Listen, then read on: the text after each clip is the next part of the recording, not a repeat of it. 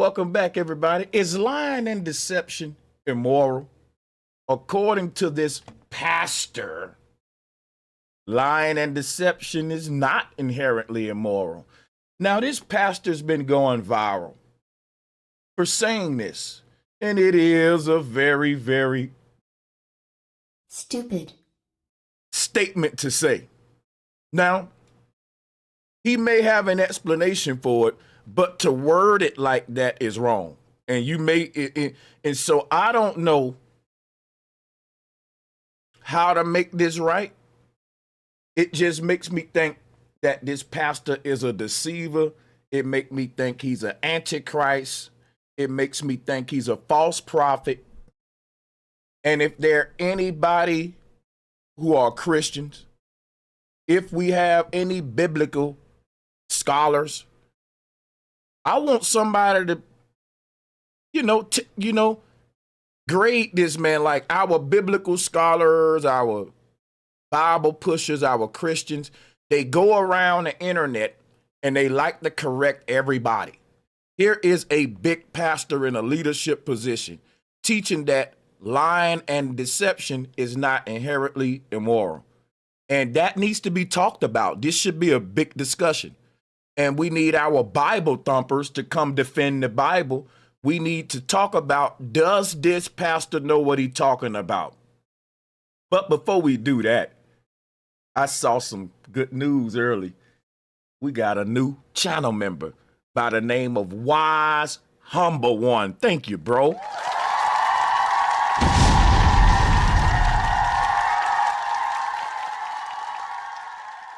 We got us a new channel member, man. Thank you so much, Wise Humble One.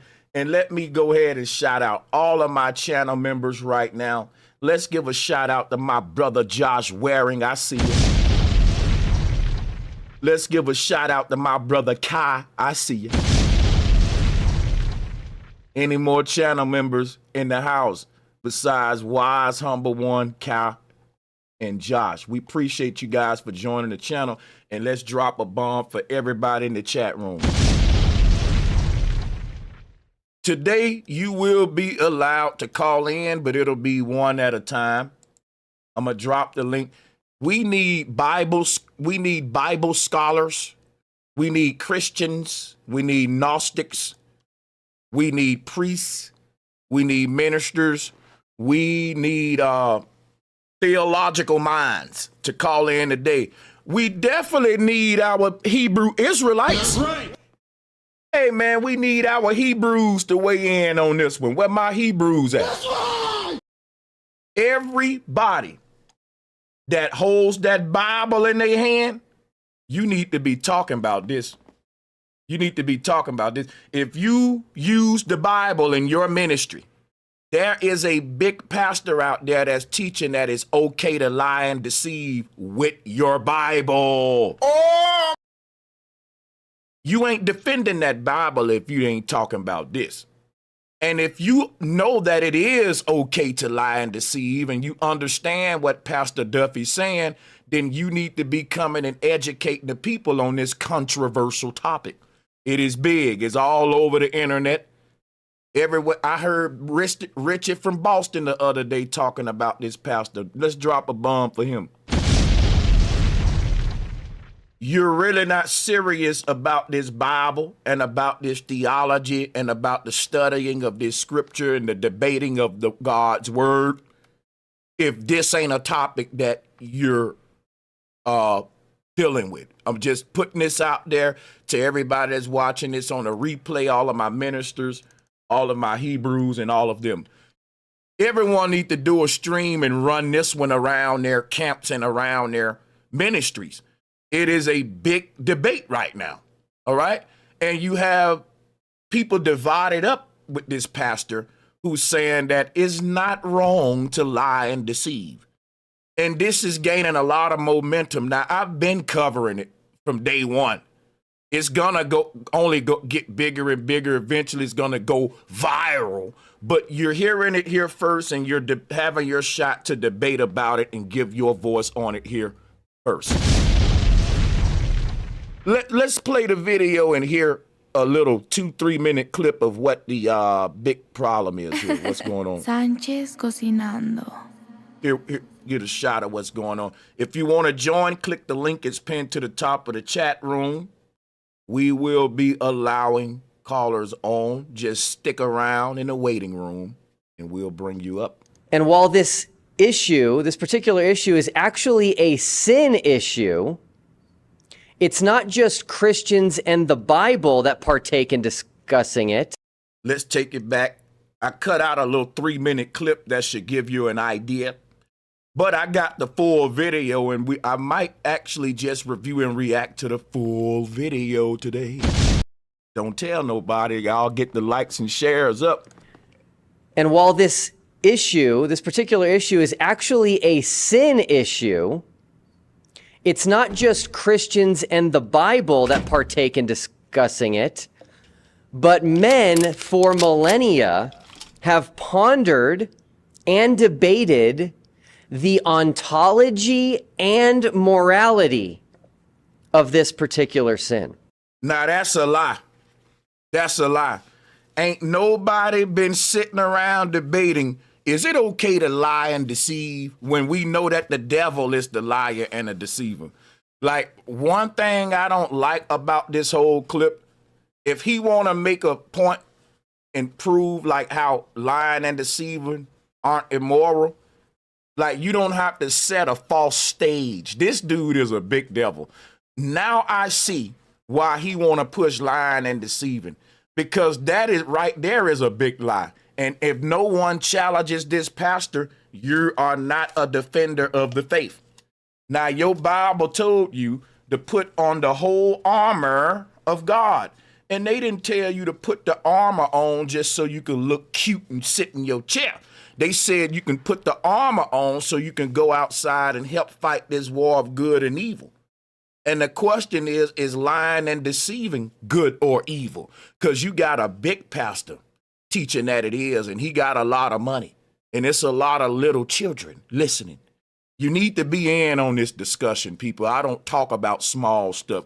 I talk about big things that we all need to be talking about. Let's hear his reasoning, and let me shut my mouth and let him get through it. But that right there is a lie. Ain't nobody never had a big debate on whether or not this was evil or not. It's only new now with him who's trying to make it good and not evil. That's the new thing. That's the new debate. But it was never a debate. He's lying. It was never a debate on if lying and deception is immoral. He's making that up. He's making it up. Why? So he can make it like, man, people have been scratching their heads on this one trying to figure it out. That opens up the door to be able to question God, because God said, I hated a lying tongue. God said, thou shalt not bear false witness. That's lying. So in order for you to make it like God is okay with lying and deception, you got to make it like lying and deception was introduced to humans as a big head scratcher versus as a commandment that God said don't do. And that because you can't, if you tell the truth about lying and deception before he come with all that, he's going to look very evil. Because he said, I know God told y'all not to lie. I know all throughout the Bible it speaks against lying, but hear me out. See, that ain't a good standpoint to start at. Think about that. That's not a good setup to set yourself up. But that's the truth, though. All throughout the Bible, it teaches against lying. God is so adamant in the Bible how much he hates liars. He even give the title of liar and deceiver to Satan himself. Oh, my God. So for you to ignore all that, you got to set a false history for this debate. As if, this has been a hard one for centuries. People have wondered, is it okay to lie? Is it okay to... And I got it all figured out for you when really he should be saying, listen, guys, I know God told y'all not to lie. I know all throughout the Bible it say don't lie, But let me challenge God. Let me challenge the Bible. Because that's what's happening here. That's what's happening here. Let me give a shout out to Astro 40K said, I'm going to start it off first. This going to be a good show. Thank you, my brother, for starting it off with the super chat. Ontology and morality of this particular sin. So what am I possibly referring to? And the answer is lying. The topic of lying. So what does it mean to tell a lie? What is the difference between lying and deceit? Is lying inherently wrong? Is deception morally acceptable? For you who don't know what inherently mean, it means is lying a natural or innate manner? Is that naturally wrong? He's at when he says inherently, okay? Is lying part of our natural nature? That's what inherently means. It means we inherit this naturally to lie. Right? Now, when he say is lying inherently or naturally wrong, that right there is an oxymoron, and it's stupidity coming from a pastor. And the reason I say that is because the Bible teaches every man inherited sin because of Adam and Eve. And guess who told a lie in the garden, according to the Bible? Adam and Eve, when the Satan deceived them. The first liar was the serpent. The second liar was Eve. The third liar was Adam to God. Lying wasn't in our natural nature because that was when sin entered the world. The sin that caused the two sins, because it just wasn't one sin, it was two sins that got us kicked out of Eden. And that was disobedience and then lying on top of the fact after the disobedience. That when sin entered the world. Sin ain't our natural state. And if someone trying to say sin is our natural state, they would have to make lying natural. It's something that God made us to lie. What God are you talking about? Because if we serve a God of truth and proof, who is the God of lying and deception? Because the last time I checked, my body likes to lie. My body likes to fornicate. My body likes to get angry and fight. But my soul shouldn't want to do none of them things. I should be in the world, but not of it. And I should be wrestling with my flesh like Christ did. Not letting my flesh just do what it want. Yeah, it want to lie. But that don't make lying natural or inherently normal, if you will. We are going to embark on a journey together, one that attempts to provide a definitive answer to these age-old questions. These are not age-old questions, sir. These are questions that just came out with you.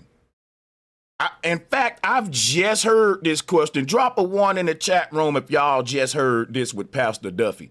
And I'm from the Bible Belt, sir. Why? Like the lies, man. Coming from the man that's trying to condone lying. What else would we expect? Lies don't exist in this world. They can only be found in the mind of a fool. This includes Gadriel's mind. Come on, man. You preaching right now, brother. That brother preaching. Thank you so much for the super chat, trustee of the Most High.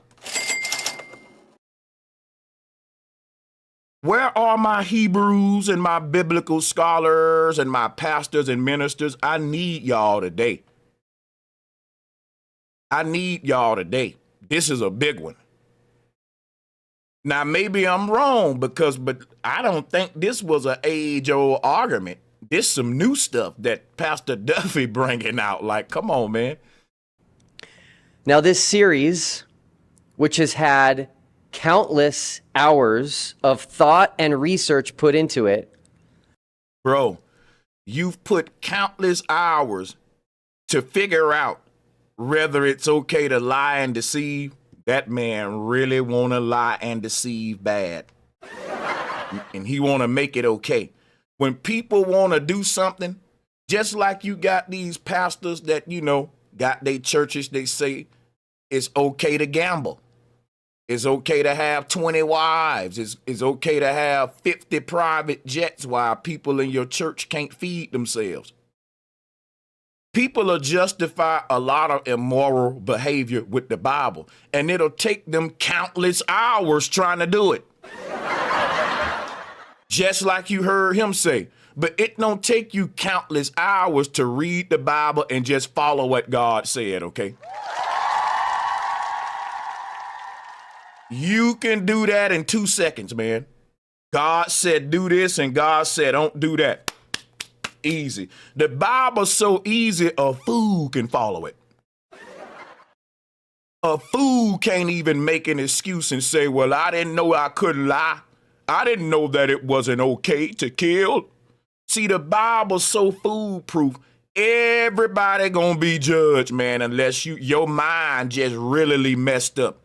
Like your mind got to really be just, the gifted people. Will undoubtedly upset some people. So I have one ask. All I ask is that the arguments and the evidence put forth are what are judged and, if you'd like, responded to. Please, everyone, I don't normally beg, but I ain't too proud to beg. Everybody right now under the sound of my voice, please hit the like button and share this on your Twitter or Facebook feeds. I thank you so much.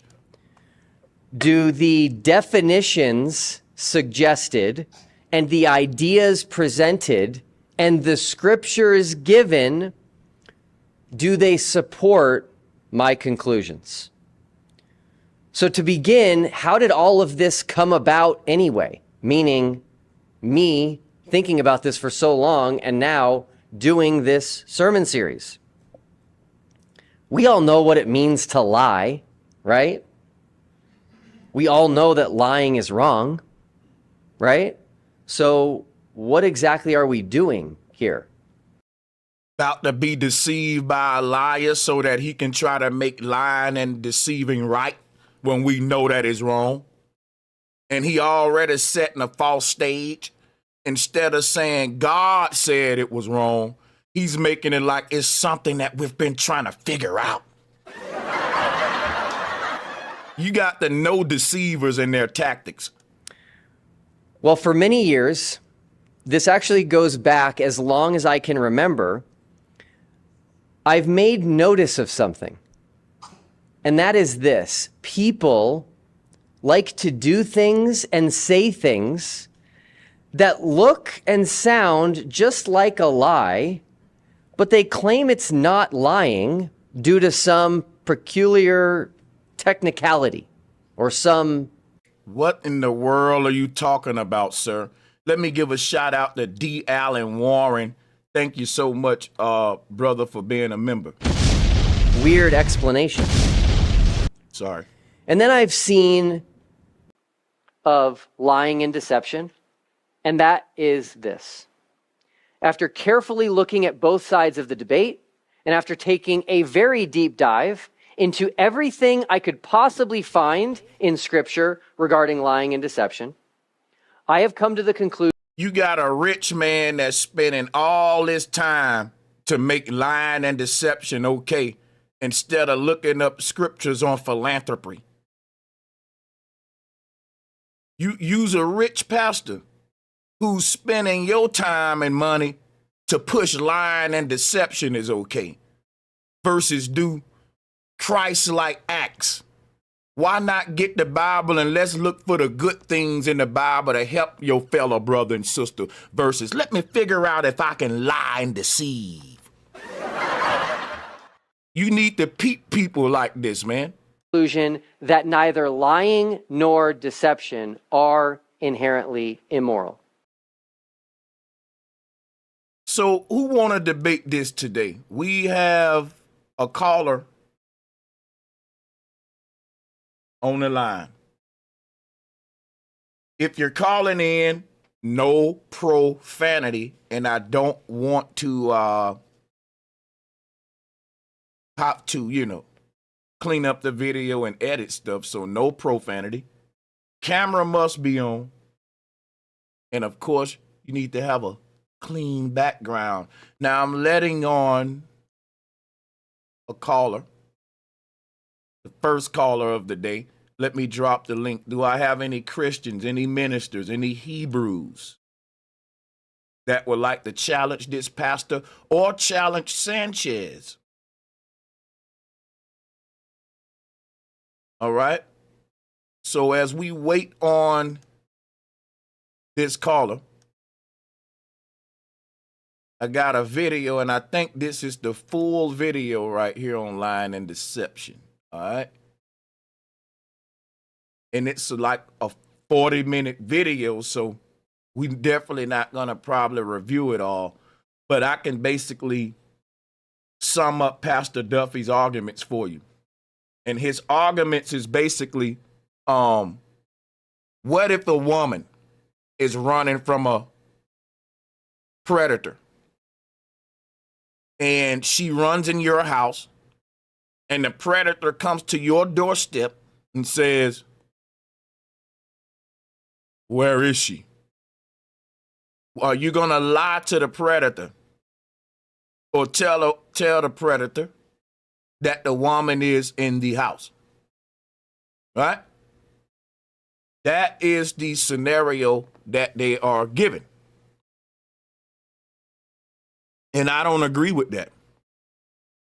I don't agree. That doesn't make lying inherently moral or normal.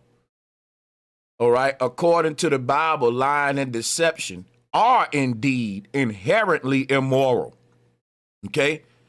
And you bringing up an exception don't make a sin not a sin.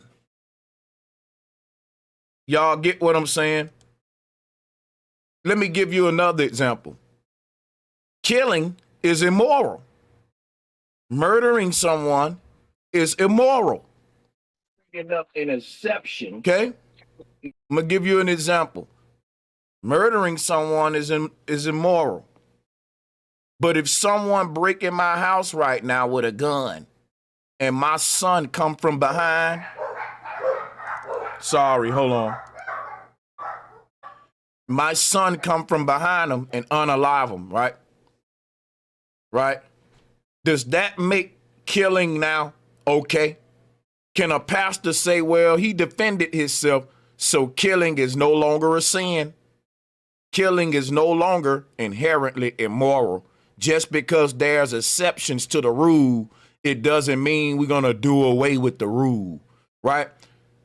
I can kill under self-defense, but just because I'm able to kill under self-defense, it doesn't just make killing okay in America now.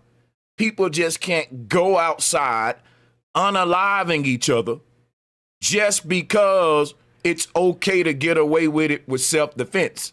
So with rules, right, there are exceptions. But the exceptions don't do away with the rule, and Pastor Duffy knows that. Even Joe Rogan's little brother got a picture with Anton LaVey's son. So, Right. excuse me, Joe Rogan took a picture with Anton LaVey's son. And Joe Rogan was throwing up the devil horns with a sit shirt on. And you see that Joe Rogan is so against flat earth. You know, people need to realize in this world, man, if you go along with the typical knee-jerk programming response, you're going to hate flat earthers. But when you step out, cover your ears from what the world's saying and do your own research like the Bible say and prove all things, you're going to realize this is a spiritual war going on the earth. Because think about this.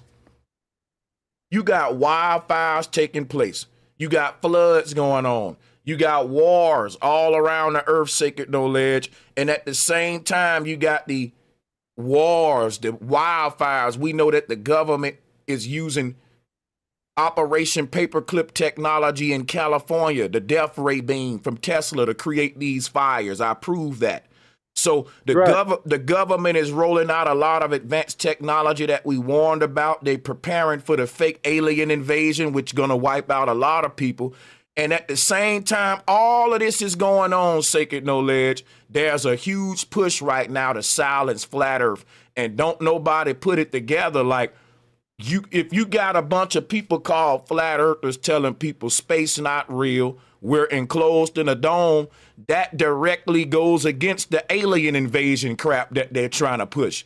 If you got flat earthers, you got flat earthers teaching that not only that the earth flat, but that the government got technology to control weather, to create the fire. Because think about this. They're blaming the fires in California on what? Global warming. But you got a group of people called flat earthers saying we don't even live on a globe. And we know global warming is let me just stop right there because I don't want to get my channel messed up. But for global warming to be true, you need a globe. And the people that's going against global warming because the government trying to wipe us out with death ray beams and more wildfires, and they're going to heat the earth up with this Tesla technology and use it against us. And it's microwave technology. And so people that believes in global warming, what they don't realize is that when they go to using this microwave technology, we think that the sun is heating up the earth. But guess what? It's the government heating up the top of the ionosphere, the atmosphere. This is paperclip technology. And I'm going to go into the technology so that people can see the technology behind global warming, because the ice ain't melting. That's something that ought to be a red flag, that the global warming is something to think about. But I know I'm talking your ear off. I'm going to turn the mic over to you. There's a lot of layers to this lying pastor, though, and why there's a big campaign against flat earth surrounding the final experiment. You do have a lot of Satanists and people just think we tripping because we calling them Satanists. They don't realize why NASA has a serpent tongue for their logo and why the Bible says they will deceive the whole world. Everybody think, a big part of this lying thing, it goes hand in hand with those, man. Guess who's the biggest liar? Is the one who can deny it right in your face and not feel no shame or nothing. Always lie. So I think we can't say that word too. We got to say PDF file, a PDF file. Gotcha. The files, yo. But like, so these dudes been programmed. I think when you do that to a person at a very young age, it rewires the brain and it turns them into a different type of being that can be programmed to lie, kind of like a cowardly being, you know, and that go around hurting children, you know, like, so that programming is what's got these people at that level where they can just lie, and you won't be surprised. I mean, you'll find that a lot of these people end up being attracted to children because they're all MK Ultra. That's all I want to say about it. You know, one love though. We have Pastor Will Duffy on the call. So that'll be better than anybody else. Hold on a second, guys. Let's get him set up. Pastor Will Duffy, welcome to the call. Whenever you get your mic ready. I'm here. We can.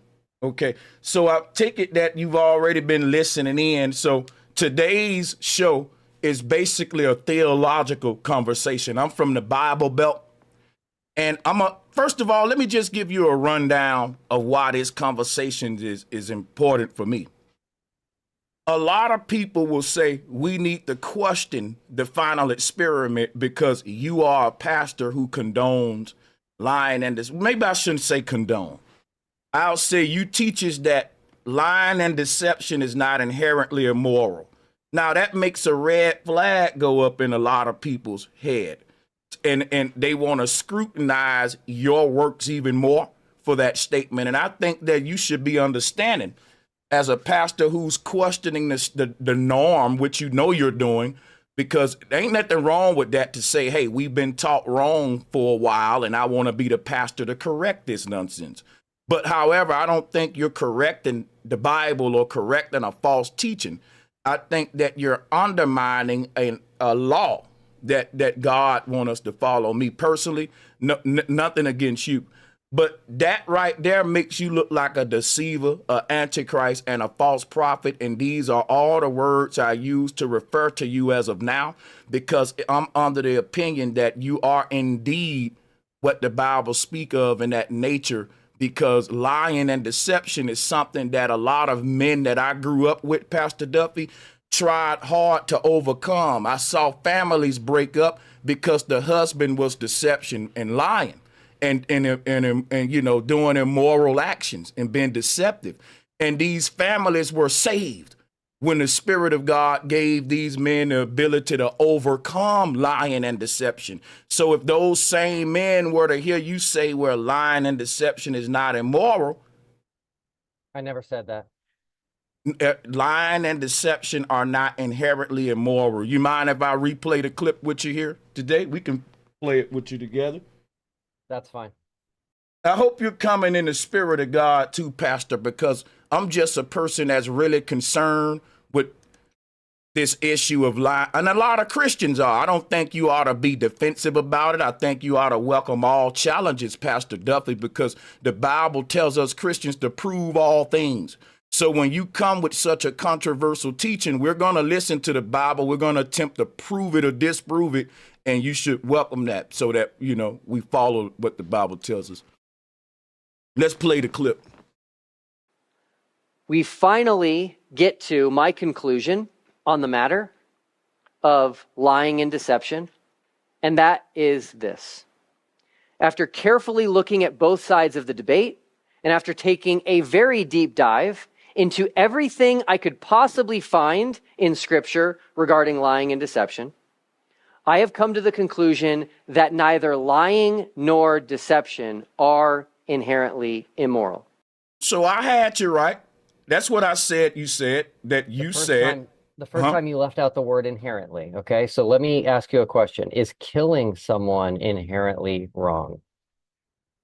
Let me just make sure I have the word inherently right. The word inherently just means something's inherited naturally or in an innate manner. You know, it's something that's basically naturally inside of us. Am I getting you right on that? Yeah, the word inherently means innately. It would mean it is always wrong, that there are no exceptions. That's not what.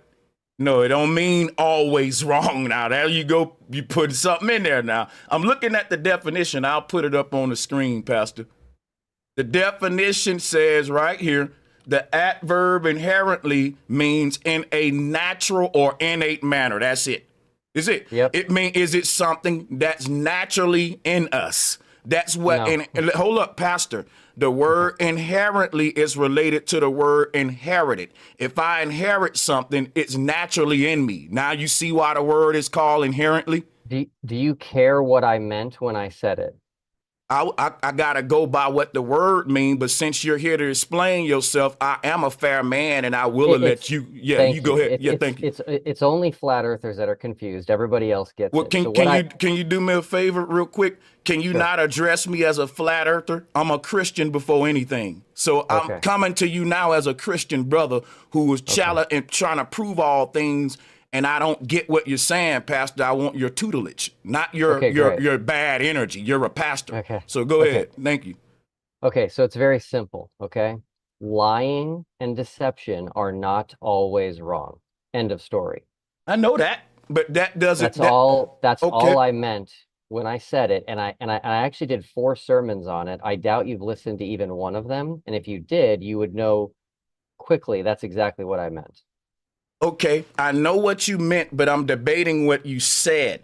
Now listen, and I'm being fair. I'm saying and I said it earlier.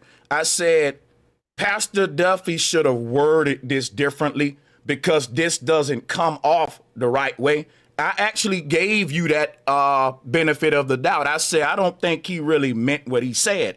I said that earlier in the video.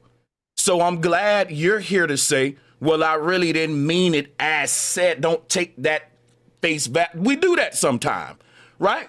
So I'm not going to be a flat earther, as you call it, to say, well, nope, you said it. I'm going to hold you on it, and I'm not giving you an out. You cleared it up here.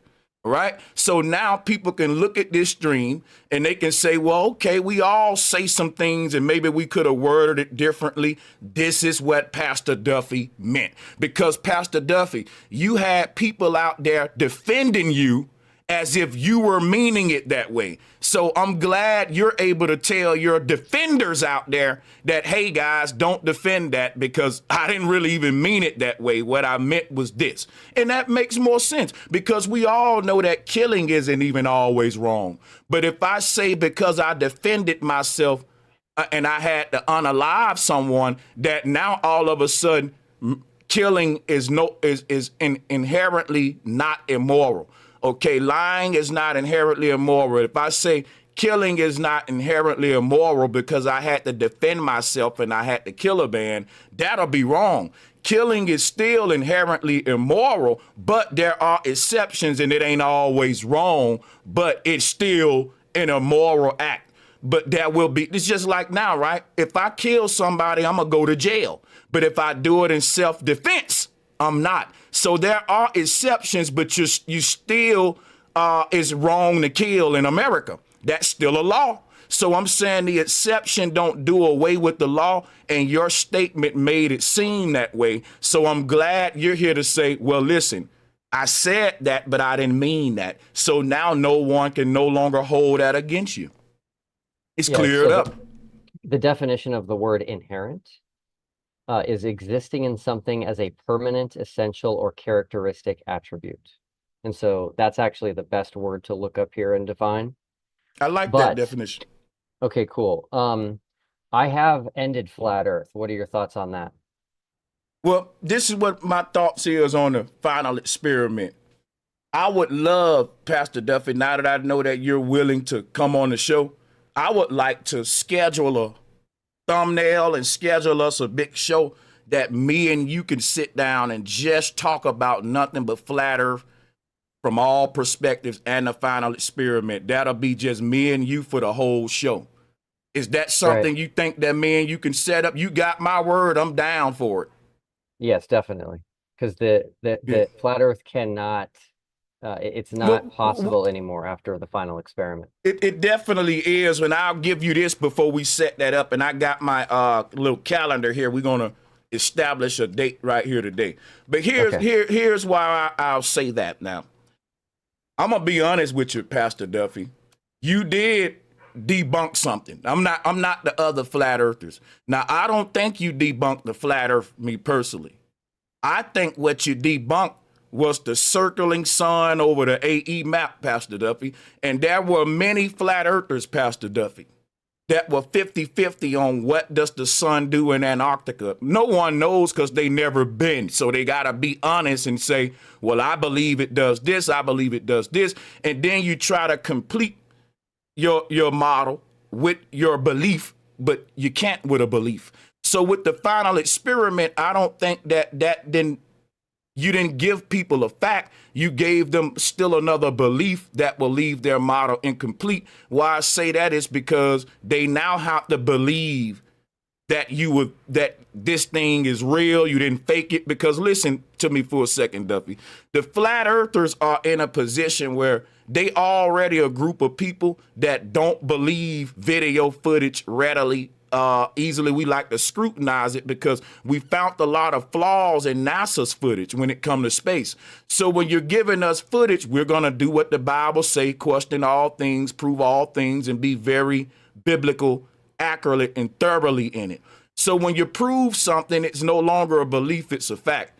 If a person believed that the 24-hour sun does this or does that, they would have to go to Antarctica themselves. Another scenario is, I can't do nothing but believe in space because I've never been. I got to believe the people that did go and see it for themselves and ask the question, why would they lie to me? Now, if they do got a reason to lie to me and they are lying to me, the Bible ain't gonna give me a pass because the Bible told me to prove all things, and I can't prove that they're in space, which is why people say, why would they lie? But the Bible don't tells us to go around asking people, why would you lie? It tells us to just prove everything for ourselves. And until I can prove space for myself by going, then I can't just go into a belief system other than I believe in the power of the Most High.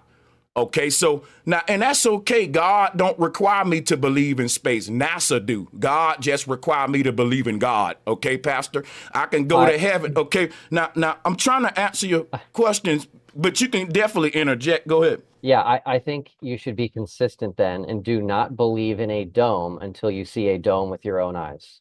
Well, here's the thing about believing in the dome. People who are Christians tend to believe in what the Bible say. So the Bible don't say a space up there, you know, and that's what NASA's saying. But the Bible do say a dome.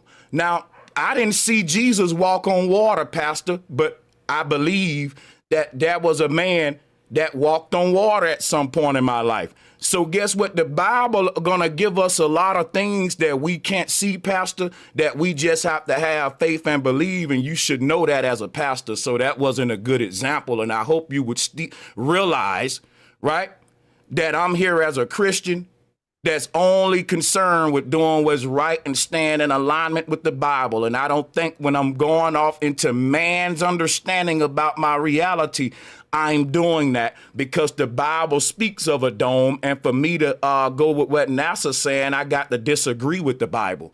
So that's why. I've never seen anything in the Bible that references a Okay, hemispheric we can dome. go. We can do it now. I want to make sure you're hearing me. The Bible never talks about something that's in the shape of a hemisphere. Okay, I got you. So I think that you've made that jump. I got you. Let's read these scriptures. Because when you say that there's not a sphere enclosing us, like what flat earthers saying, then Hemisphere. let me show you what I'm saying right here on my model, because I don't think you know my model real quick. I'm glad you have a model. I have many models. I don't like to use the word model. They're really called conceptions. These are ancient conceptions. I'm finna go into history class right now. The ancients taught about a flat earth. Now, we were taught that they didn't know everything. Of course, that they were wrong because we figured out technology and all of that. But me, I'm saying I don't think they were wrong. All right, that's what makes me a flat earther, that I don't think the ancients were wrong. And I don't think the Bible is wrong. So this is what is described by flat earthers, the ancients, the Bible, and all of that. I've never seen this in the Bible. Okay, you're never seen no illustrations in the Bible because the Bible ain't a book of illustrations. So what I'm showing you is the conception that the Hebrews had based on the scriptures when they were explaining the Bible. But this ain't necessarily the Hebrew conception. This one here is the Nordic conception. Many people had their different conceptions, and the Hebrews it was in alignment with the Nordic people. But the reason, you know, the Bible talks about he who sits above the circle of the earth on the throne, it's because this is how they conceive the universe. Now, science says that the Hebrew people wasn't right? And that we figured it out later. And that's understandable. Not all ancients were right about everything. But just to your point real quick, we both believe in a sphere enclosing us, Pastor Duffy, because when you say that the Bible don't speak of us being enclosed in a sphere, your globe. Okay. What if the firmament in Genesis 1 is a sphere and inside of it is a globe? Hold on a second. You got to let me make my point here. You keep interjecting by saying hemisphere. We do not teach. I don't know where you get hemisphere from, but the biblical conception is in alignment with all of the other ancient conceptions. And there's an underworld up under the earth called Sheol, and all of these conceptions, even the biblical one. It speaks about another half, another dome. Let me show you how this looks in science real quick. So you believe the earth is a sphere? I'm about to, oh, good question. I like this. We're going to have to make me and Pastor Duffy a regular series if he would. Hold on. I'm going to answer that right now, but I want to show you what I'm teaching you so you can, I never had you on. I want you to see what I do over here. This is an electromagnetic torus field, Pastor Duffy. This based on science, all right? We know the science of a torus field. All the ancestors were saying was that we live in one of these. So to answer your question, I don't think that the earth is a globe, Pastor Duffy. I think that the universe is a globe. What we're calling the universe is, the Hebrew said that the layers of the atmosphere are our universe, and that the ground we're walking on is just one particular place in the universe that is splitting in the middle of the universe. We call it the earth, in the middle of the universe. So if you read right here, this is the ancient Hebrew conception of the universe. Now, inside of this universe is a realm called the earth in the middle. This is how the biblical people saw our earth. So, and they said right above, what they said was the heavens was the sky, which is why in all of the artwork we see God in the clouds, because the Hebrew said that God was right above us in the upper layers of the atmosphere. Now, not separated from us with space, right? Now, the thing is this right here, and I'll yield the floor. When you try to disprove the fact that we live inside of a spherical atmosphere, like the Hebrew is saying, you're basically disproving the globe model as well, because we both teach the same thing here. And I'll end with this. On your globe model, sir, we also live inside of a spherical atmosphere. We just live on top of a spherical surface. I got the same concept you got. We both believe in a spherical atmosphere. I just believe we're on a flat ground inside of it like this. And that's why I still call it an atmosphere and not an atmosphere, Will Duffy. We both call it an atmosphere. We just don't think that the earth is the same shape of the atmosphere like what you're teaching right here on this model. So Duffy, don't try to disprove the fact that we're in a spherical dome, because even your model teach that, you know. I'm just saying we're on the same page with that. Okay, so can you go back to the tab that starts with the word ancient? Sure. Okay, this is someone's opinion from 2012 as to what they think the ancient Hebrews conception of the universe is. I was just contacted this week by a Jew who lives in Jerusalem, and he says this is not accurate. So that's his opinion. And what you're showing is someone else's opinion. So here's the deal. I care more about reality and present day than I do trying to figure out what somebody thought thousands of years ago, because we should be able to determine the shape of the world that we live in. And I don't think you can point to anything present day that shows we do not live on a globe. I can. What is that? I'm gonna go to that in a minute, but you said some earlier just a minute ago, and I'm gonna answer both of them. First, when you talk about the flat earth model that I showed is my opinion. Okay, it says in Isaiah 40:22, he that sitteth upon the circle of the earth. Now, I'm going to stop right there about the circle of the earth. And before you take a shot at that, Pastor, let me do something real quick, Pastor, because you're a smart man, and I just want you to, we're going to take it slow here. Here's and maybe you convert me like you did Jaron. I'm open-minded. And I'm telling everyone that's listening today, if Pastor Duffy is a good pastor, I'm open-minded, and he may convert me to the globe earth if he does a good job here. Now check this out, Pastor Duffy. When the Bible say a circle of the earth, I don't want to lean into my own understanding. I don't want to give my opinion, right? I want to go with what the Bible said. Now, is a circle the same as a sphere? Because I know shapes. And when I was in school, I had to answer this in class, and I would have got it wrong, right? So I did get it right. My teacher asked me what's the difference between a circle and a sphere. My answer was, hey, a CD versus a basketball, baby. And everybody clapped. Hooray! He knows what he's talking about. You mean to tell me I was taught wrong? When the Bible says circle here, does the Bible mean what it say and say what it mean? Because the Bible say don't add from it or take it away. And you just was concerned with me giving my opinion. So I don't want you to give your opinion. I just want you to let me know if the Bible is right, because I think the Bible know the difference between a circle and a sphere. Unless you need to help the Bible with that, I would like to know, what is the Bible doing calling the earth a circle and not a sphere?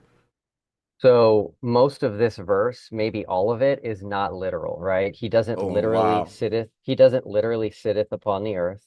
The inhabitants are not literally grasshoppers. And so you're trying to take something way too literal here. This is poetic language.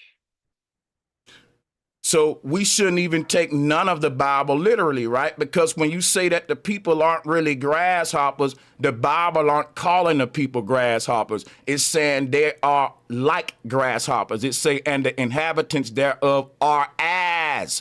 So really, Right. the Bible is so specific in what it's saying. You can take it literally. Like when the Bible say, thou shalt not kill. What if somebody say, well, the Bible don't mean that literally? Let me ask you something. When the Bible say Jesus died for my sins, there are pastors out there right now teaching that the Bible don't mean that literally. So I believe, right, that if the Bible is a book of truth, then truth is something that's meant to be taken literally. If I say my back hurt and you say, well, he don't mean that literally, I'm going to say, hey, man, quit ignoring my truth. My back do hurt. So truth is something that you do take literally, right? You don't play with the truth. You accept it or you don't. Now, if the Bible is a book of truth, I think we should take it all literally.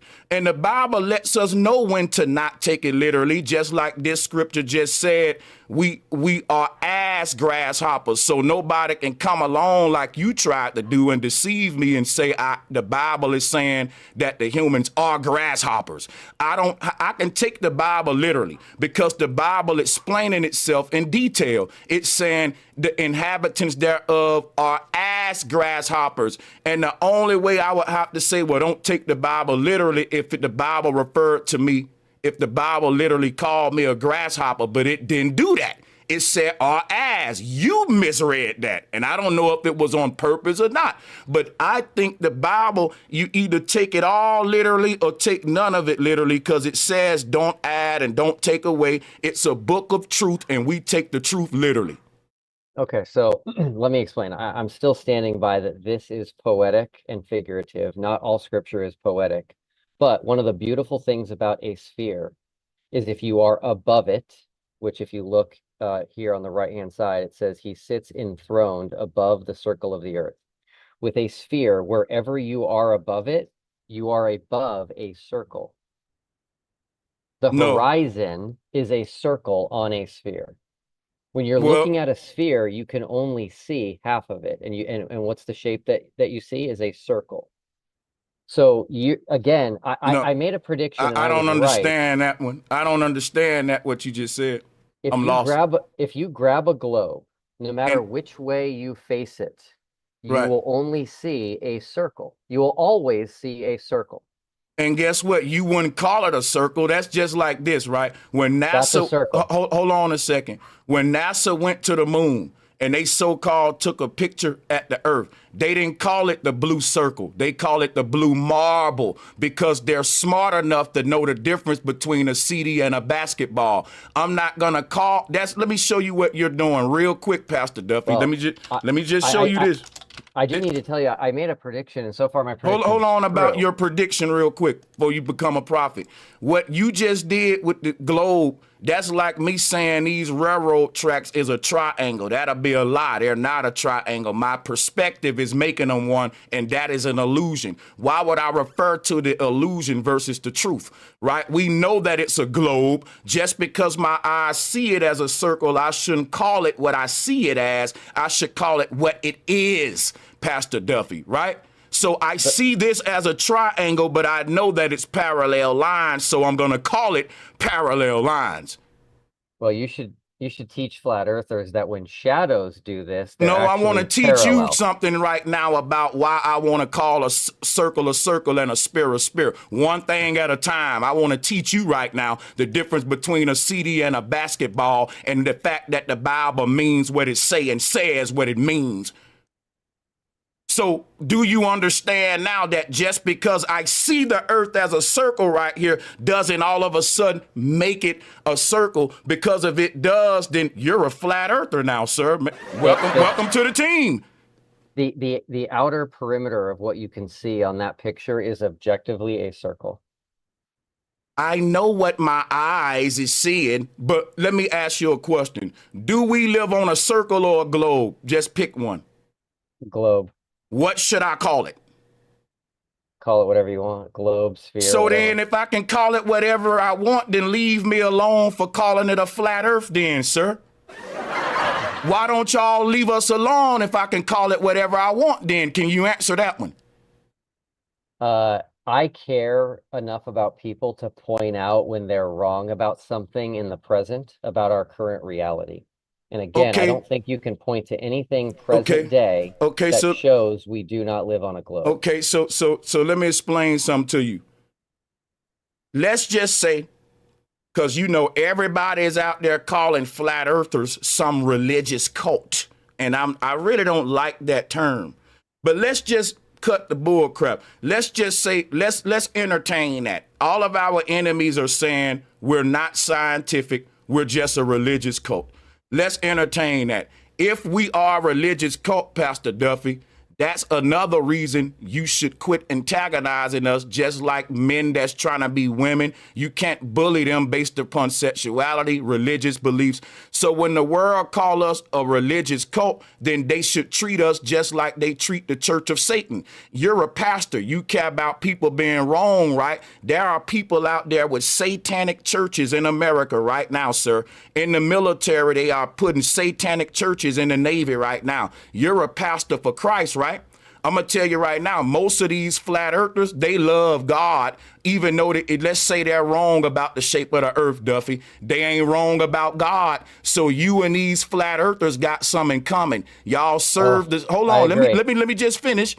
Y'all serve the same God, but let's just say they failed science class. They're dummies, right? They didn't fail which God is right, and they still going to heaven. So if you care about people, don't worry about the people going to heaven. There's a lot of people out there that know the earth is a globe, and they right on their way to hell. It doesn't matter that they know the earth, or the shape of the earth ain't going to get you to in heaven, Pastor. You know that. So if you care about somebody, go and be a pastor and worry about the people that's on their way to hell. Because me believing that the earth is flat make me a dummy. It don't make me a demon, sir. And there are many dummies that go to heaven. You know why? We don't know everything, but all we need to know is that we need to love God, believe in God, and treat everybody right. And you don't even got to know the shape of the earth to do that, because my grandmother believed in a globe, and she was a better person than I am. I'm still working on myself.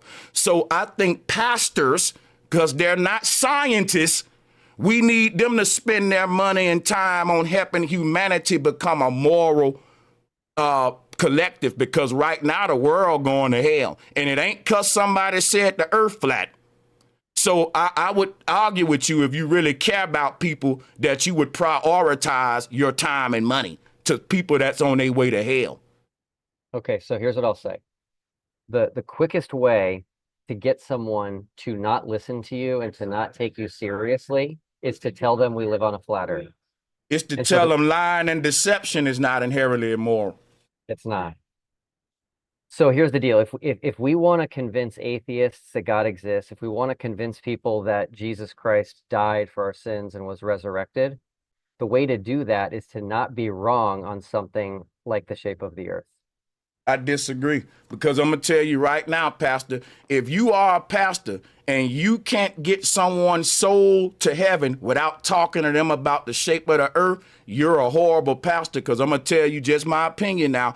I'm from the Bible Belt. I've seen pastors turn murderers into good men. I've seen pastors turn crackheads into clean people without talking nothing about the shape of the earth. In fact, if you go up in my pastor church talking about a flat earth and globe earth debate, they'll say, get that divisive stuff up out of here. I'm here to save souls, people dealing with fentanyl addictions, young people taking antidepressants every day. Young girls only know how to twerk and see their self-worth in their body. And guess what I'm gonna tell you right now, right? That's the kind of stuff, if you ask me, that you should, because what you just said is baloney from a pastor. If a pastor got to debate everybody about the shape of the earth before they bring them to Christ, that's a horrible pastor. Most pastors that I know that's real about the Bible, they don't even care about the shape of the earth. They're saying, guess what they're saying? We don't even care about the shape of the earth. We care about the condition of the human.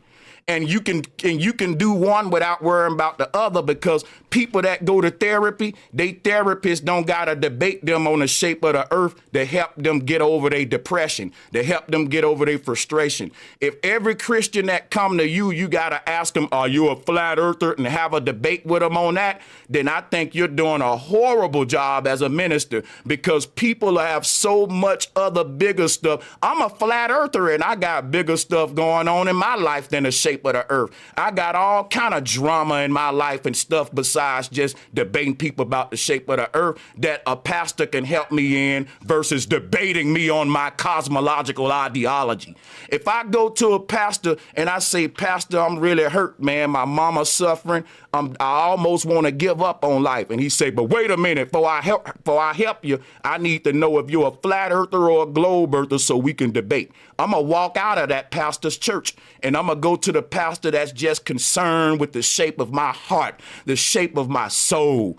You know, he can ask me about that, all of that later. But if you saying you can't help my spirit until you debate me about the shape of the earth, then I'm going to have to disagree with you.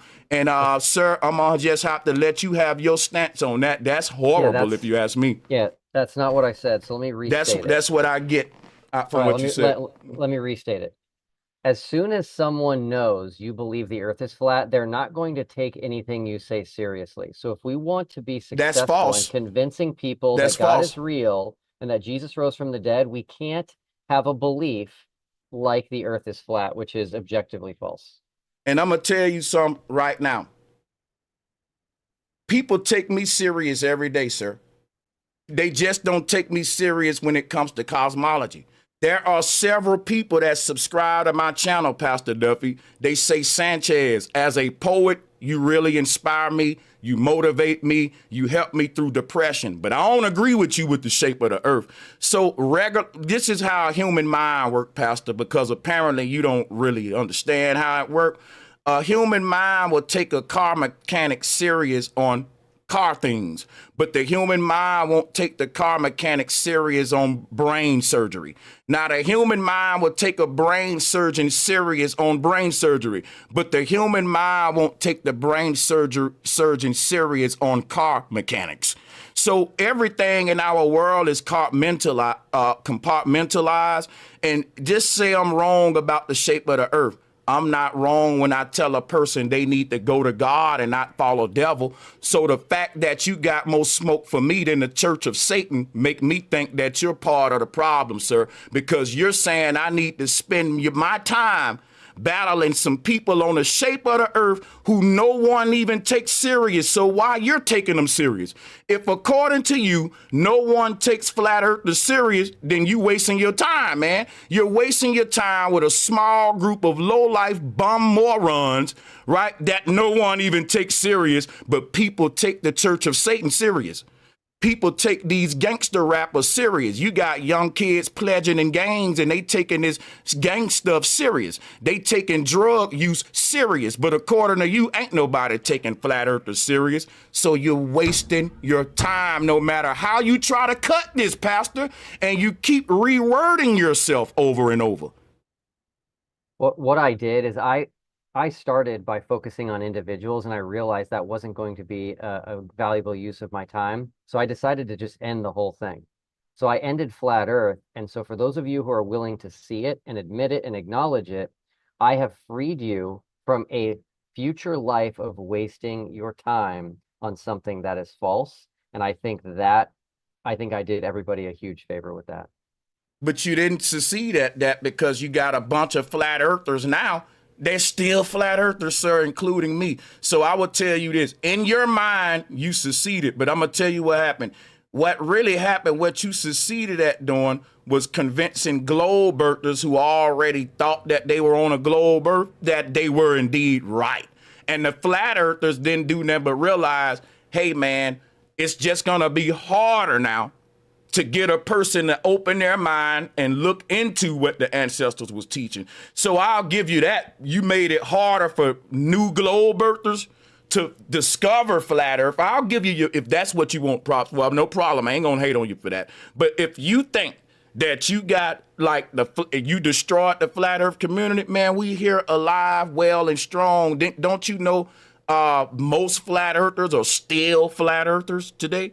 So what I will say you did, though, you divided the church up because you got Christian flat earthers and you got globe flat earthers. And the globe flat earthers and the Christian flat earthers both agree that we need to bring souls to Christ.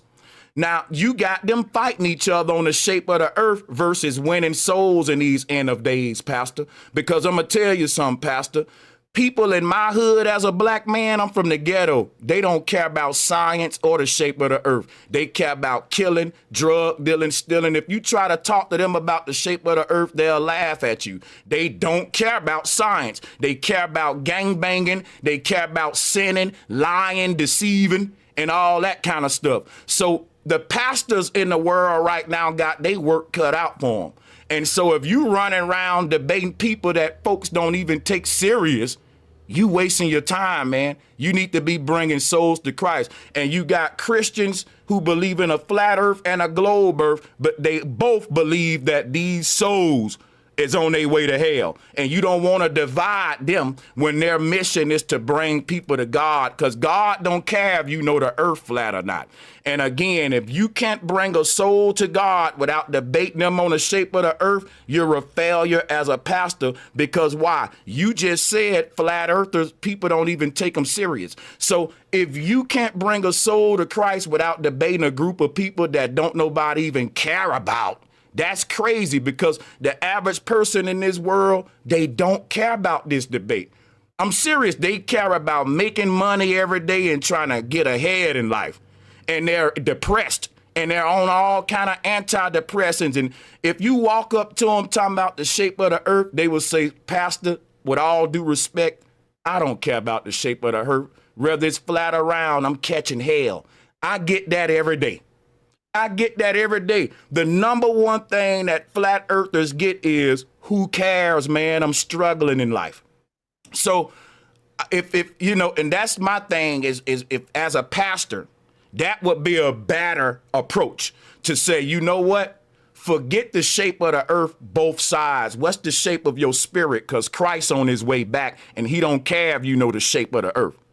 Now, if you disagree with that as a pastor, I don't mind us agreeing to disagree. My heart is still full of love for you, Pastor Duffy, and we ain't going to always agree on everything. But I hope that you find your way in God and, you know, be the pastor that he wants you to be. Anything you want to say to what I just said? I appreciate that.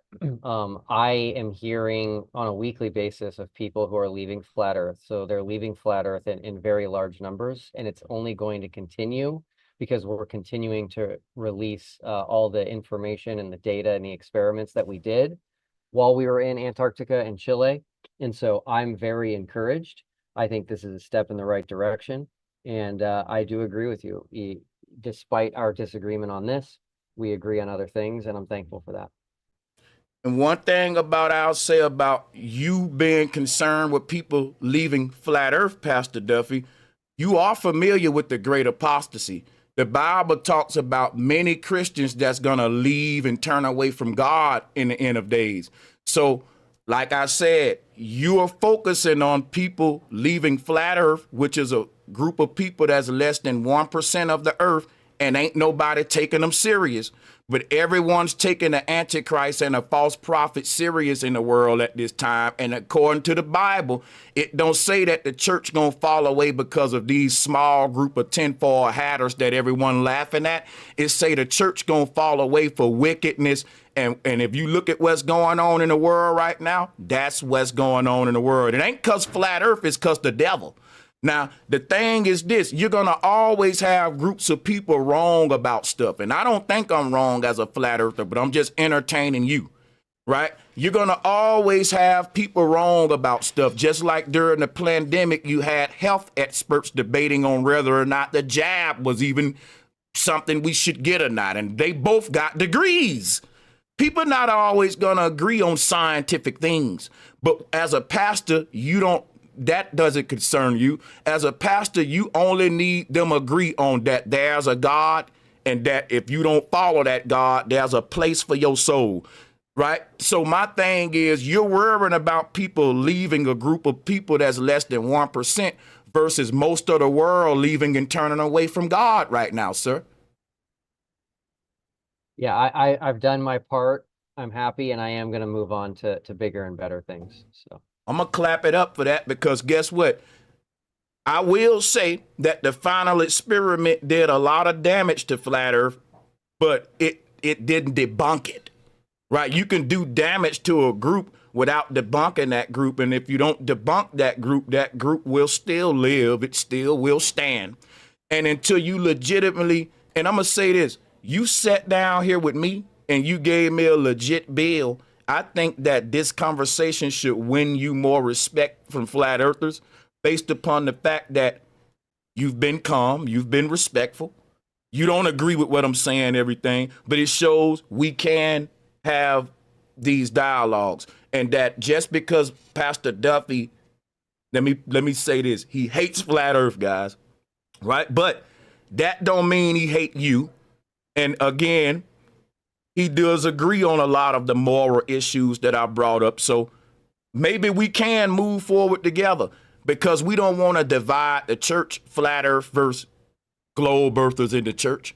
But I do think this conversation can bring a lot of theological questions. I always wondered, when God come to the earth, how was every eye gonna see God on the globe without God being some sort of magician, abracadabra? Because I like to see God as a scientist versus a magician.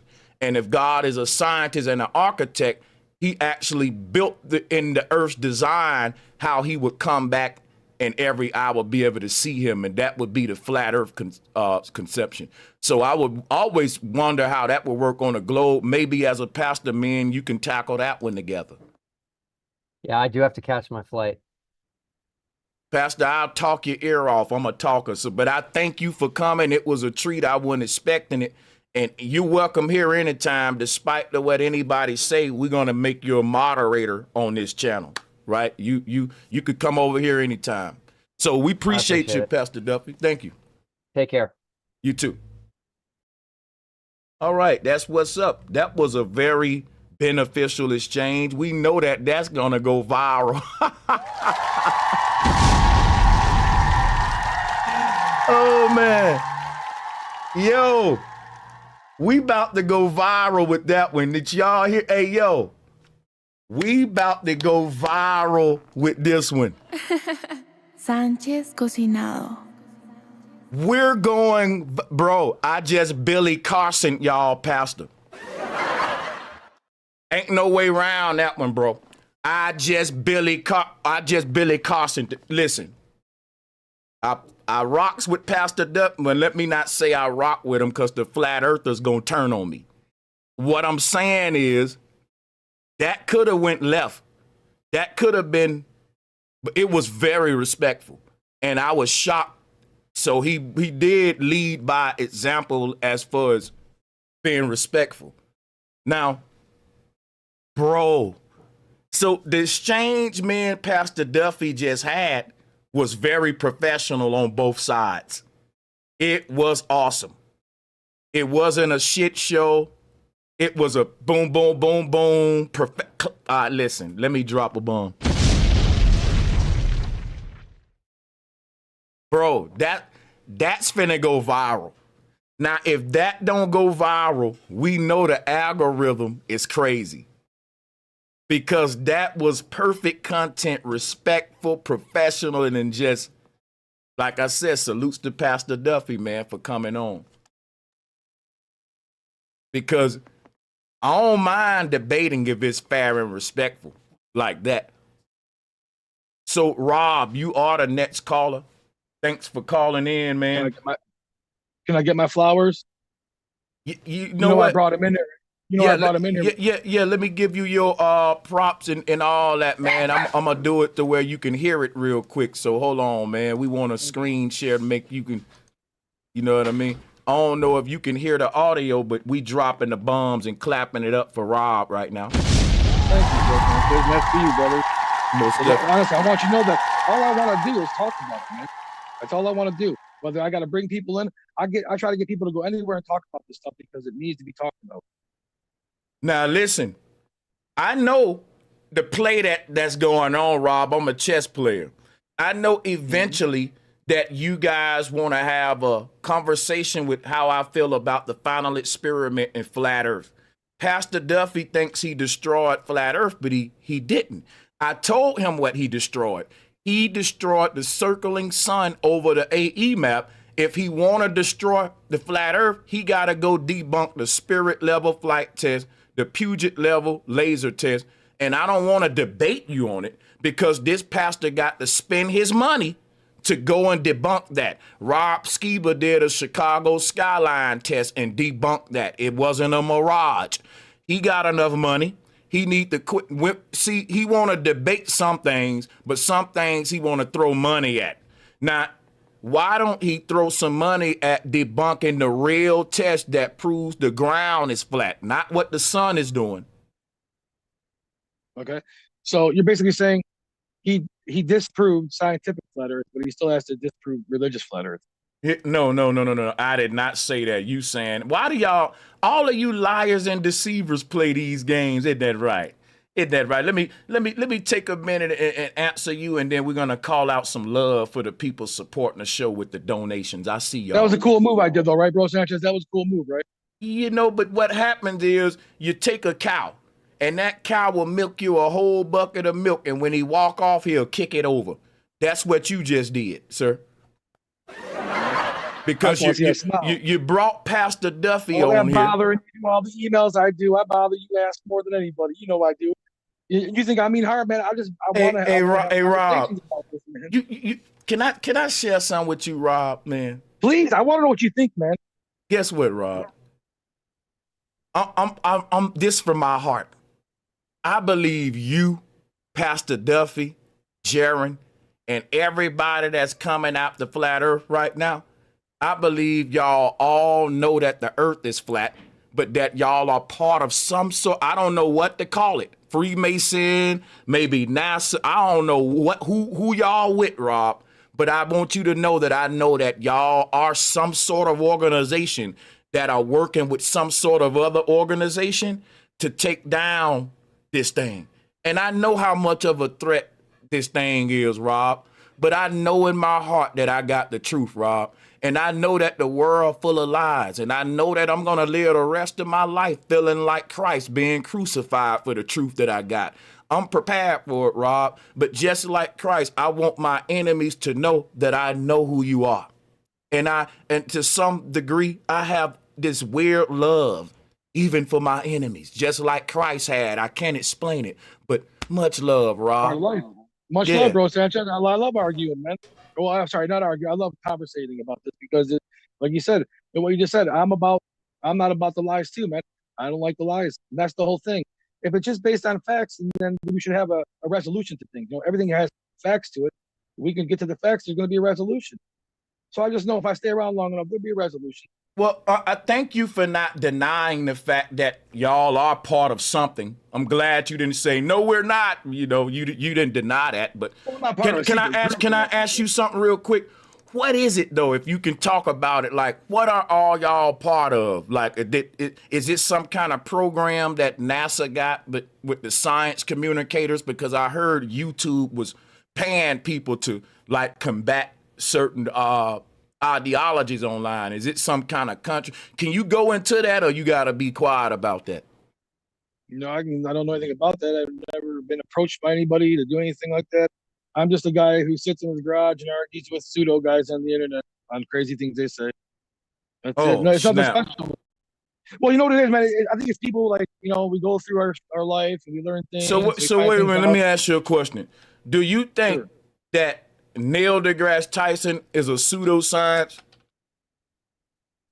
A pseudoscientist? No, I don't think he's a Pseudoscientist? Okay. If Neil deGrasse Tyson starts saying bull crap, like off the wall stuff, which you didn't call him one, like, for example, if Neil deGrasse Tyson teaches that the earth is a globe, but he starts saying it's pink elephants under the ground, though. Now, he's teaching some you agree with, the earth is a globe, but he's also teaching this pink elephants under the ground, which you now say he's pseudo now. Or would you say, well, the pink elephants part is pseudo, but the rest of his stuff, that's cool? How would you do that? It's undoable because he would never say there's pink elephants in the ground. I'm just making you know how scenarios work, Rob? Yeah. There's no answer to that scenario. It's a revolving scenario. So no. Well, let's not. I got you. Shh.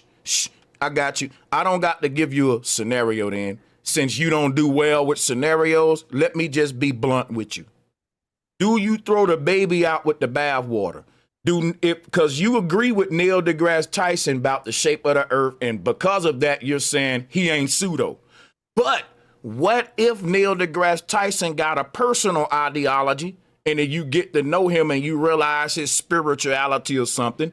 And what if he believe in some crazy crap, like, the tooth fairies coming to save his soul or something? Yeah, I got you. Like, will you then say, okay, he's always right about the globe, but this stuff, he's a pseudo? Would you throw the baby out with the bathwater? Would you call him a pseudo, or would you say, nope, he's not a pseudo, but that part of his teachings is pseudo? Yeah, I would say he's wrong about that pink elephant stuff, and the fact that he has no claim or no authority to claim the shape of the earth. The shape of the earth is not round because Neil deGrasse Tyson says so. No. Here's the thing, it ain't round because he said so, or because I said it's not round. I'm saying it's round because what I observe and what I can prove. Now check this out. I can't prove it's a globe, and I was taught that. Hold on, you gotta let me speak. I can't prove it's a globe because I was taught by globe earthers there's no way you can prove the shape of the earth from the ground. I was taught you got to get off of it to prove it. Now, if there are ground experiments that can prove the shape of the earth, they have been brought up. One of them was the Eratosthenes, 2 sticks. Is that what we're going to bring up right now? Because I've looked into any ground experiments to measure the earth, and the only one they give me is Eratosthenes. Even the experts give you that one.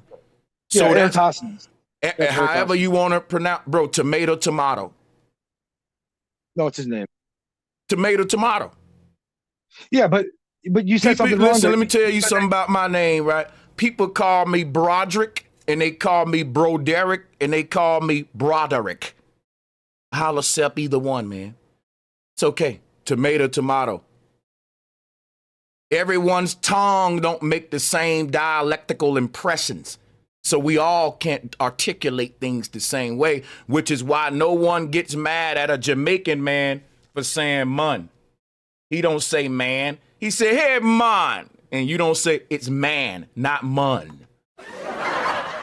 Tomato, bro. Let's go. Let's get back on track here. Let's talk about the experiment Eratosthenes did. My tongue like Eratosthenes. That was good. Doing good. First mute. That was the only mute we had. Doing good. So yeah, no, you said that, you didn't learn in the beginning measuring off the ground, but as a flat earther, that was one of the first things when you got into the community that you learned about was Eratosthenes. So measuring from the ground was one of the ways to prove the curve, and that was one of the first things that every flat earther learned, that you can measure the curve from the ground. Wait a minute. You guys don't want to accept it. You're saying The fact that I know about Eratosthenes' experiment, but I won't accept it, is more proof that flat earthers are like stubborn because we can give you a ground experiment, but you don't accept it. But here's the thing, Rob. We give you ground experiments like the laser test. The spirit level flight was another spirit. Y'all don't accept ours. So I think we need to sit down both sides and see why don't I accept Rob's stuff and let Rob tell me why don't he accept mine. Now, I do got questions for the Eratosthenes two-stick experiment. Let me give a shout out to Katrina. Welcome to Illuminated Initiative. Thank you for being a part of our family.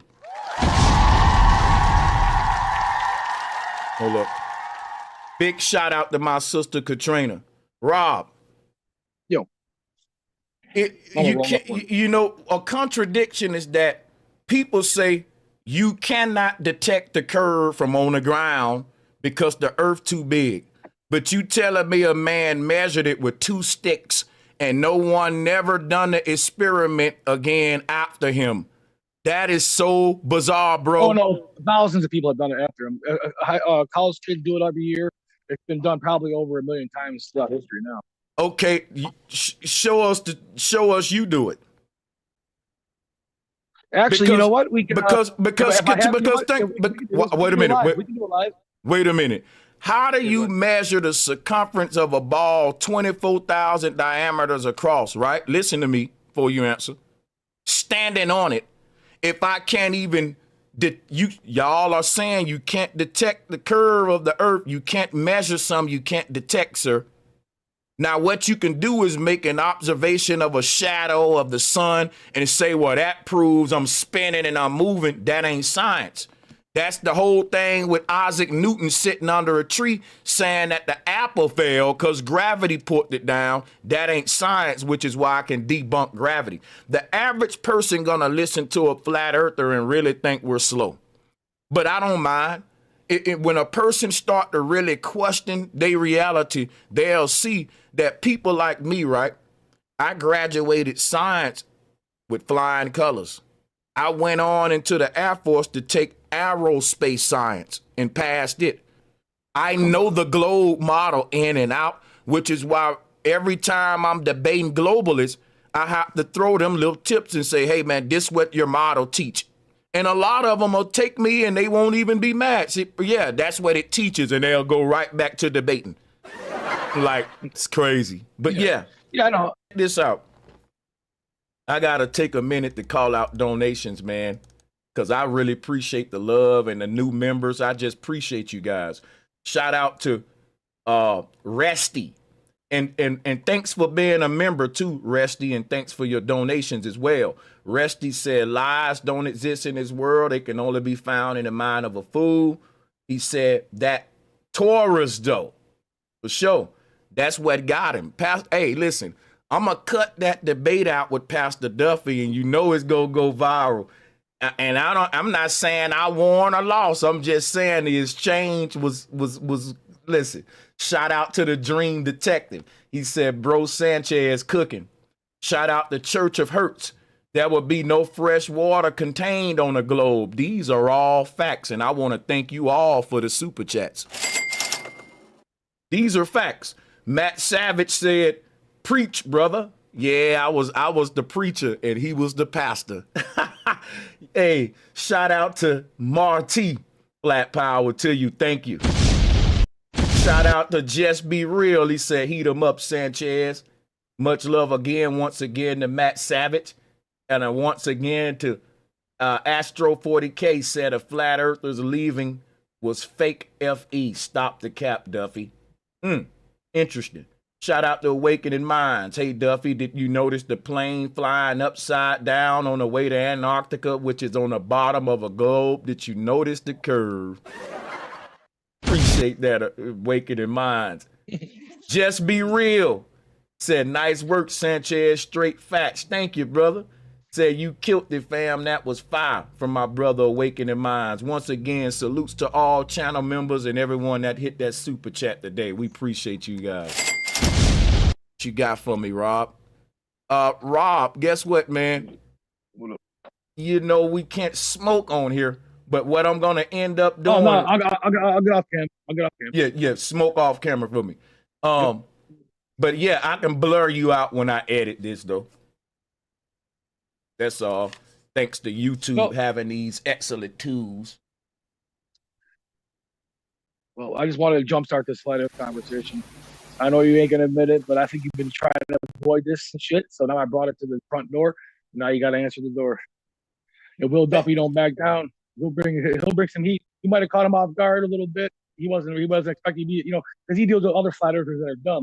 Because most of you guys are stupid as shit. But you're quick on your feet, bro. That's why you got so many people, because you're quick. Let me tell you something. Back, be ready. Can I share a secret with you?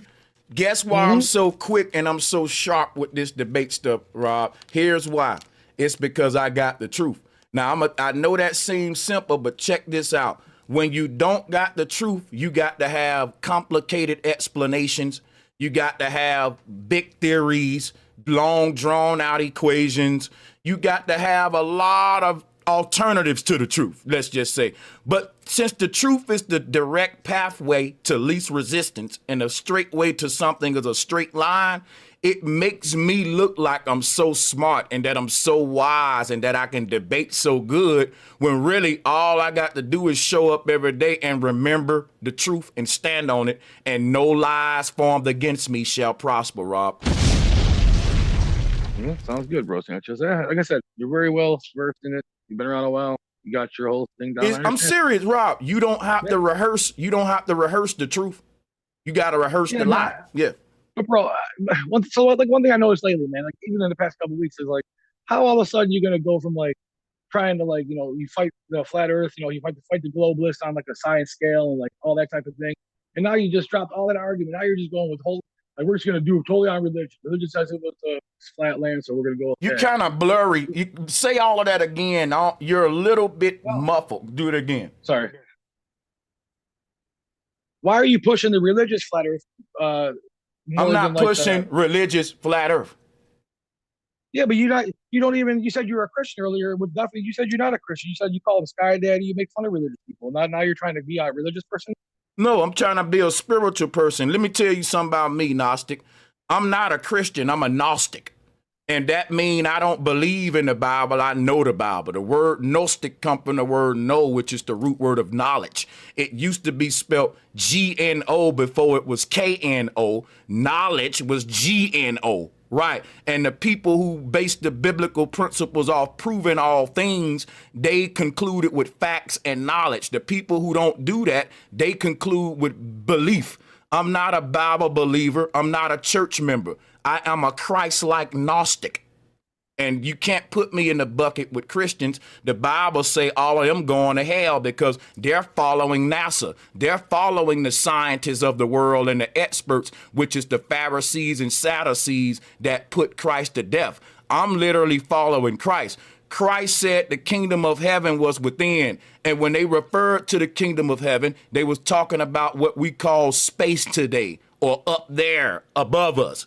And if Christ was teaching that the kingdom of heaven is inside of us, but the church at that time was teaching that, no, the kingdom of heaven was basically a place called Olympia that was light years away through space, and that the gods was Venus, Mercury, basically the space program. It was, it up in the sky are planets and all of that, but it ain't no place for humans. It's just for the gods, and humans basically, you can't go to heaven.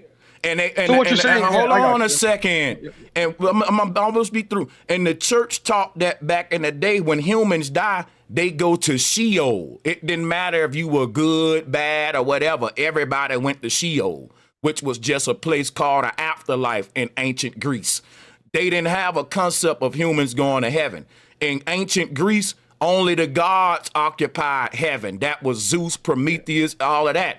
So what NASA is doing, they're telling us the same thing, that you cannot access the heavens, but the gods can, and that's the astronauts and all of them. They're also teaching us that the gods, the only people that are in heaven or in space, are the planets, which is Mercury, Venus, the same teaching that the old church had about the Greek gods dwelling above us, but nobody else can go, but they can go. Because in the church, the Pharisees and Sadducees, they had a connection to the Greek gods. So they were able to directly communicate with them by ascending and all that stuff. And if you look at it today, that's like the space program. The astronauts got a connection to the stars, but we don't. So they got to relay all the knowledge of the heavens to us, and we can't experience the heavens for ourselves. That's what NASA doing. They carrying on that same order of the people that crucified Christ.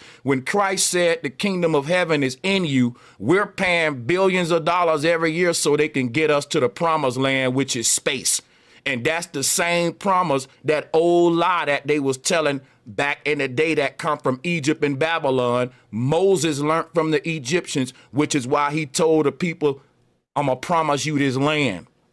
Gotcha. That was yeah. So no, I'll just you'll like this. So basically, what you're doing in a way, you're just going through, basically all the religions. I mean, I see you go through them all, and you're basically saying that, I'm not following any of these religions, but I do see a similarity in the way all these people are just describing, shaping You know the planet. what? So you bring up different models, and then that's what happens. Yeah, so listen, the thing what make me different from a Muslim and a Christian, when you say, well, I'm not following any of these religions, it's kind of just the opposite. I follow all of these religions, which is why I know more than everybody that's just in one religion. So if you just a Christian, you don't know about the other religions. If you just a Muslim, you don't know about the Christians and all that. I grew up in the church. I studied Islam. I studied Buddhism because I had to in order to sink all of their teachings to the flat earth.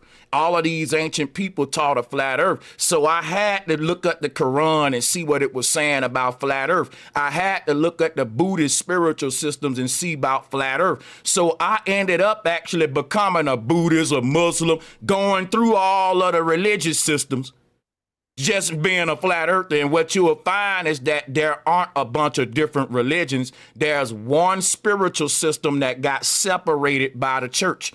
And it got all of us divided, fighting each other. Yeah. So basically, I mean, honestly, like I would have to, my money would probably be, it wouldn't be on a winner. It'd just be on a never-ending battle if we were trying to argue on the basis of religious texts and stuff like that, or religious arguments. Because to me, that's based on faith. You have to have faith and belief in that. It's not based on faith. Yeah. Let me just say what I'm saying. You can say. I'm sorry. You can rebut it.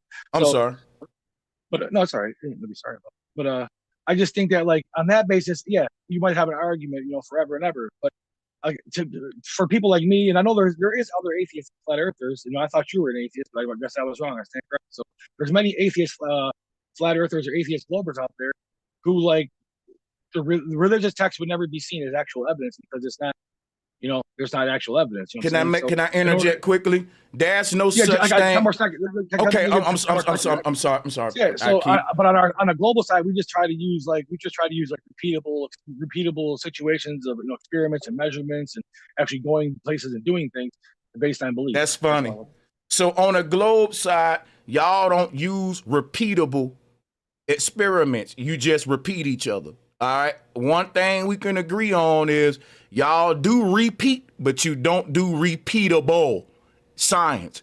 You say what you've been told, and you just keep repeating it each other, right? So it's not repeatable experiments. It's just I'm repeating the theory that I was told. Now, let me. Well, that's what I see, man. That's just what I see. Oh no, go ahead, cook for a second. Go ahead, man. I can rebut that later. Don't worry. Yeah. So the whole thing you were bringing up was that am I a Christian flat earther? Am I going religious? I don't know why you think that. You said you were a Christian. You told flat earther. You go, I'm a Christian.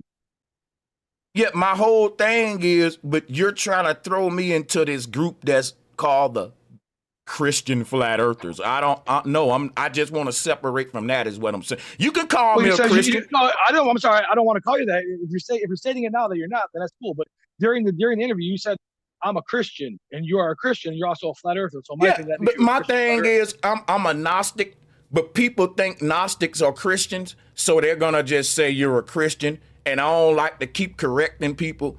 Let me just show you something, Rob. Can you see my chat room right now? Which one, the YouTube or the Yeah, the here? YouTube, the people in the chat. Yeah, I can go to it real quick. I'm gonna show you how rare Gnosticism is. Everybody in the chat room now that is a Gnostic, put a capital G in the chat. I'm always timed out. Watch this. If you get 2 G's, we'll be lucky. And don't be saying you're a Gnostic because it sound cool. But if you consider yourself a Gnostic, drop a capital G. And the point that I'm making out is, Rob, people call me a Christian, but I'm not. That's just like, people call all white people Europeans or whatever. Like, my thing is, I am a Gnostic, bro. And there are several Gnostics in the world, but people don't call us that. They just say Christians. Now, I think I might be agnostic. That's the one that claims there's a creator. We just don't know who it is, right? No, that ain't what. No, this is what I'm saying. Gnosticism is, I don't believe in God. I know that there's a God. God ain't nothing to believe in. If you're a scientific person that uses logic and proof, then guess what your proof for God, for a creator is? The creation. It's scientific to think like that. Like, if I see a car, I know for a fact something created that car. You can't have a creation without a creator. So the fact that the scientist looks around him at things that he struggles to explain and that he has to figure out the intricacies of his creation proves that the one that produced this thing was more intelligent than him, because it don't gotta figure it out. The scientists do. So if the scientists don't want to acknowledge that thing, then that don't mean that the scientist is being anti-religious. The scientist is being anti-truthful, and the scientist can't properly practice science if you're not truthful, because science is based upon proving all things, and the creator didn't intend for us to believe in it when its presence is all around us. You can know that the creator is real. So the people that believe in God, they haven't proven the existence of this divine being for themselves, and they fail to prove a lot of things for themselves to their own detriment, which is where we draw the line between Christianity and Gnosticism. Gnostics don't believe in God. They know that there's a creator. Gnostics don't believe in the Bible because the truth ain't nothing you can believe in. If the Bible is a book of truth, you either know the truth or you don't. If you believe in anything, it's your church doctrine. Gnostics don't belong to churches. Gnostics are individual Buddhists that experience. I'm not agnostic then. Gnostics are loners who access the kingdom of heaven in their quiet space, where they'll download the information directly from the God of heaven, directly, not through the pastor in the pulpit. Right. Yeah, I don't agree. I don't really. You should. If you're interested in Gnosticism, I can give you a card. We have services every Sunday. We can get you on in, man. No, I'm good. No, I don't like. That's what I'm saying. Sounds pretty interested, sir. Okay, if not, then what other questions do you got for me? No, I'm good, man. You can go on to the next person. You got any more questions for me about Pastor Duffy? Because guess what? I got a whole series I'm doing on Pastor Duffy. And now that I've spoken, now that I've spoken to him, I'll take it more lightly on him. But talk to me. He's if you're just gonna try to argue the religious base of them, you're just being disingenuous. Why don't you bring him up that picture of the sun in the valley? And can I say something real quick? Check this out, right? My approach to this final experiment have been on many layers, Rob. The science, the religious aspect, and all of that. You're being disingenuous because you're acting like I'm just dealing with the religious side when I've been dealing with the 24-hour sun, the science, the models, and all of that. Yeah. So I'm doing them both, and everybody know I'm doing them both. I think y'all are scared when I deal with the moral aspect and the theological side, but this is why I do it. Pastors trying to make it like flat earthers are dishonest people. And if you think about it, a pastor that teaches his congregation that is okay and that lying and deception is not inherently immoral, when I just debunked that, right?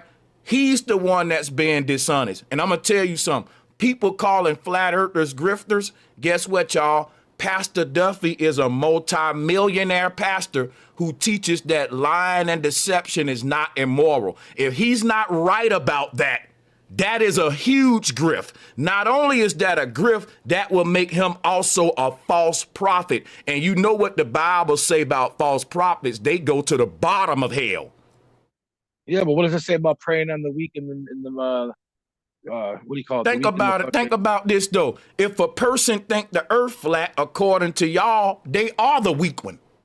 If a flat earther teaching another person the earth flat, they just the blind leading the blind. They all ignorant according to you. But if a pastor with a congregation, he said he's a man of God, called to lead the church, and he give this church a direct order that's contrary to God, which is lying and deception is not inherently immoral, when all throughout the Bible it says it is. And it is. Yeah. And I'm going to tell you why. Hold up, bro. Stop cutting me off. I'm going to tell you why it is. Even Pastor Duffy agreed with me that he shouldn't have worded it that way, which is why I'm telling everyone that's defending Pastor Duffy, now that I've spoke to the man, and he even went back on his word and said, well, yes, maybe I didn't mean it that way. You're debating it now, Rob, as if he meant it that way. Now, if I got Pastor Duffy back up here, he would correct you, Rob, not me. He would say, Rob, I didn't mean it that way. That was not, and y'all keep, I just spoke to Pastor Duffy. He told me in my face he didn't really mean it that way. And I told him, cool, I'm not going to hold it against you no more. Now that I know that you didn't mean it that way. I just told him that. Now, if you want me to keep holding it against him and calling him a lying pastor, I'm going to do it. But you're saying he meant it that way now. And I'm telling you, he just said he didn't mean it that way. But when y'all try to defend him blindly, even though he's going back on it, it's kind of looking crazy, bro. You just watch me. Yeah. He tried to give you the definition of inherently, and you still don't know what even. Bro, listen why he forfeited and said that he didn't say it right, bro. Inherent, listen, I'm gonna replay the debate, bro. I don't know why y'all do that. Like, I was honest enough to tell him, bro, you did a good job. You destroyed the circling sun model with the flat earth. But he was honest enough to say, yes, Sanchez, I didn't mean it that way. He said that. He said it. Now check it out, bro. You can't laugh and get mad because he said he didn't mean it that way, and I was able to get him to say that. He's being more honest than you, Rob. That's why I say I'd rather talk to Pastor Duffy than Rob. Real talk, man. Well, I hope so. He's a superstar. No, but listen, bro, I'd rather talk to Pastor Duffy than you, bro. Because this came out of this man's own mouth. And he came up here and said, yeah, but I didn't mean that. And if a man say, yep, I said that, but that ain't what I really meant, you can't keep now accusing him of that, which is why I was fair enough to say, okay, moving forward, I can't really hold that. He was saying, look, man, I corrected him, Rob. I told him he's right that lying is an exception. Like I told him, if I kill somebody in self-defense, that don't mean it's okay to kill. You gonna go to jail. But there are exceptions to the law, brother. We live in a world that practice the same law that God gave us. We don't have to be dumb, man. Listen, bro. He wasn't talking about criminal law, though. He's talking about moral law. No, but the example that I gave with criminal law is to show him that criminal law is based upon biblical law, which is why we swore in on the Bibles in the courtroom. All right? It's saying that if we serve a just God in our justice system, we should go with equality too. So you can't separate these things. When they took the Bible out the court, a lot of people, listen, bro, Are you telling me I'm wrong that we didn't swear in on the Bible in court and we still do it in the Supreme Court today for legal I know people. So chill out. Let me keep cooking then. It's because we live in a Christian country, bro. We don't swear in on the Quran. So what I'm telling you is this right here, man. Our law works just like the biblical law. That means when you write a law, there are exceptions to it.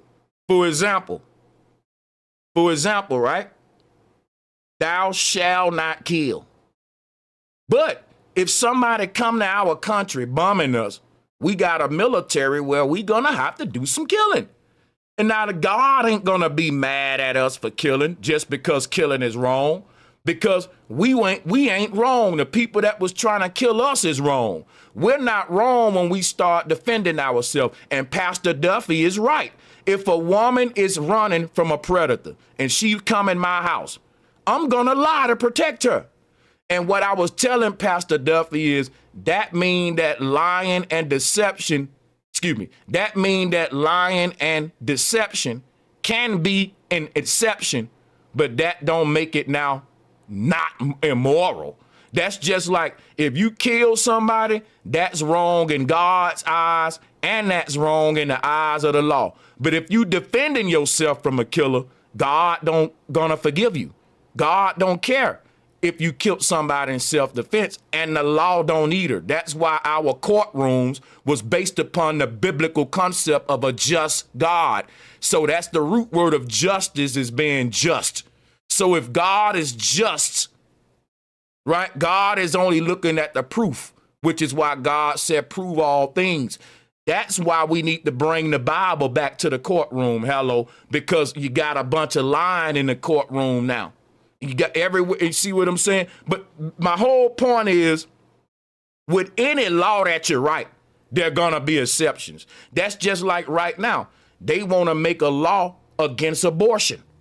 And guess what women need to know? That don't mean you can't have abortions. It means you just can't have them under the conditions you've been having them under. There will always be exceptions. So when women say, well, what about if the mother's life is on the line? What if having the baby's gonna kill her? Then you can have an abortion. But that don't mean it's not against the law to have abortions. It's still illegal. But there are exceptions. If a woman is going to lose her life, then we're going to give her an abortion. So with any legal system, any system of law, there must be exceptions. And God know that. God ain't stupid. God know when he said, thou shalt not kill, that you may have to kill somebody if they harming your children. But everybody know that there are always exceptions. All right. So I'm going to just let y'all know that when you make sense, this is what you get from Rob. Now, when I say this, when I talked to Pastor Duffy, he didn't give me none of this. He was patient, and I'm long-winded, but he sat there and he was giving me a good exchange. This is what I get from Rob. Now, go ahead, Rob. What do you got for me? We got other callers that want to join too. Yeah, no, you can bring the other callers up, man. I'm just glad I'm glad it started, dude. Let it happen. This is gonna be good. You're gonna get destroyed. I'm gonna have my popcorn ready. I'm gonna get destroyed. Okay, thank you, sir. Yeah. Right. I would like to see that, sir. These guys don't know the forces that's on my side. They just don't have it in them to compete with the spiritual forces that's on working on my behalf. Dude, a Duffy or a Rob couldn't compare, man. Chill out. You think too much of yourself. That's called a Dunning-Kruger effect. If you think that the light in you, like the only thing y'all can do to me would have to be physical. Like long as I know that you can't harm this soul in me, that's really me, bro. I'm here in my shell. I'm here in my soldier suit. I don't care what you do to my body. I came to this earth kamikaze for the truth.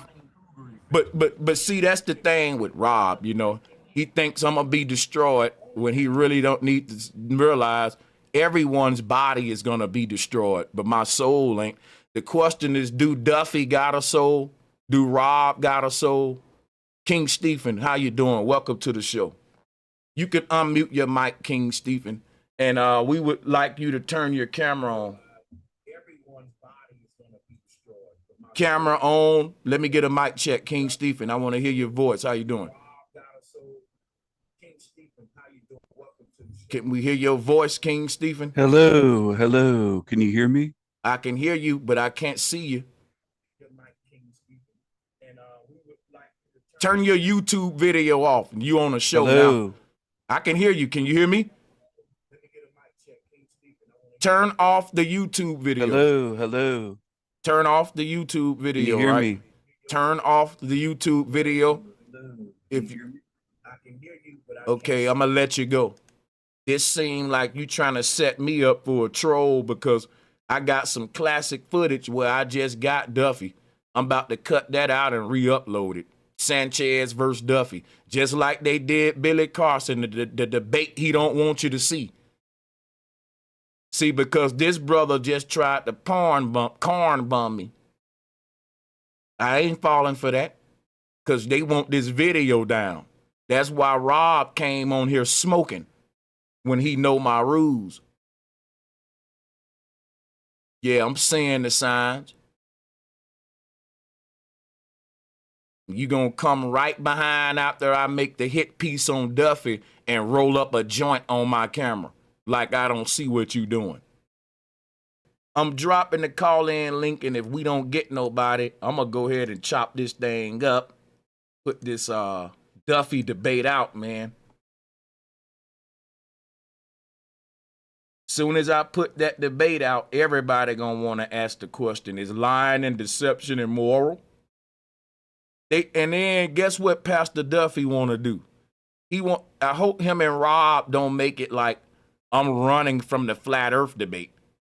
No, I think as a pastor, you're running from the theological debate. Now think about that, right?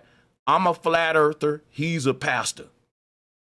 He want to talk to me about flat earth. I want to talk to him about God. Just think about that, right?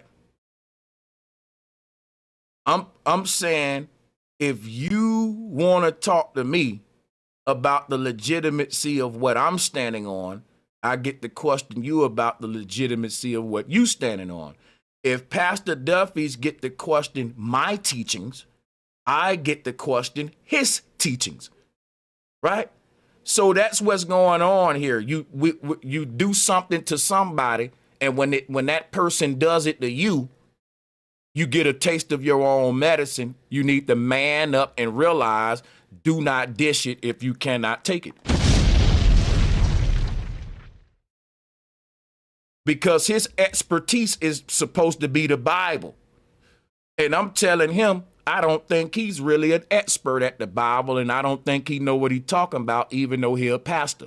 Now, my expertise supposed to be cosmology, and he telling me, I don't think you know what you talking about in your field. Both of us doing the same thing to each other. I'm stepping into his field, saying, I don't think you know what you teaching in your field, and he doing the same with me. You know, both can play the same game, you know. You should be mad. I mean, you just should say, hey, when you do something to somebody, they may do it back. So just be prepared. Be a man, right? Be a man. That's all. That was a good exchange. I think I'm going to end the show, but not before welcoming my sister Diva to Divine Sage. Yeah.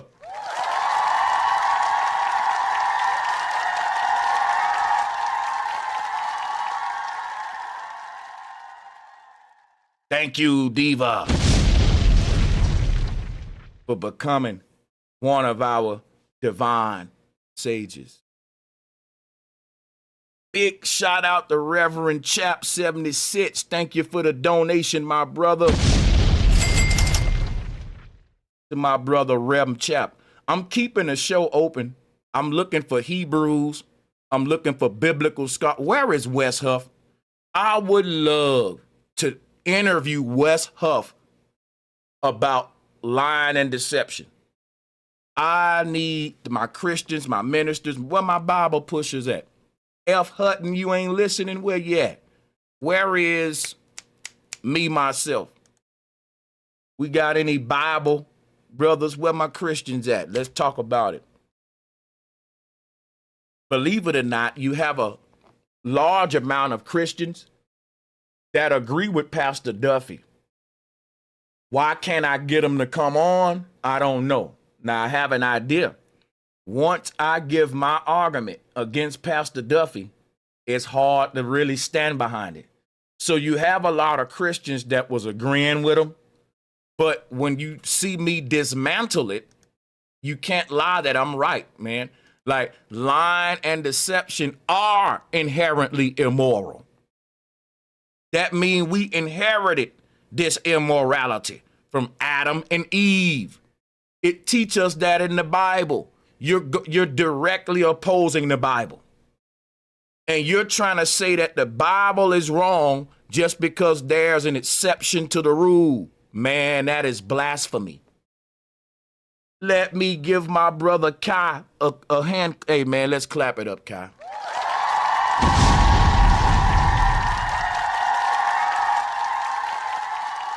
Yo, shouts out to my brother Kai, man. Kai just upgraded the sacred guide. Duffy is saying, I'm not even defending myself. I didn't even mean it that way.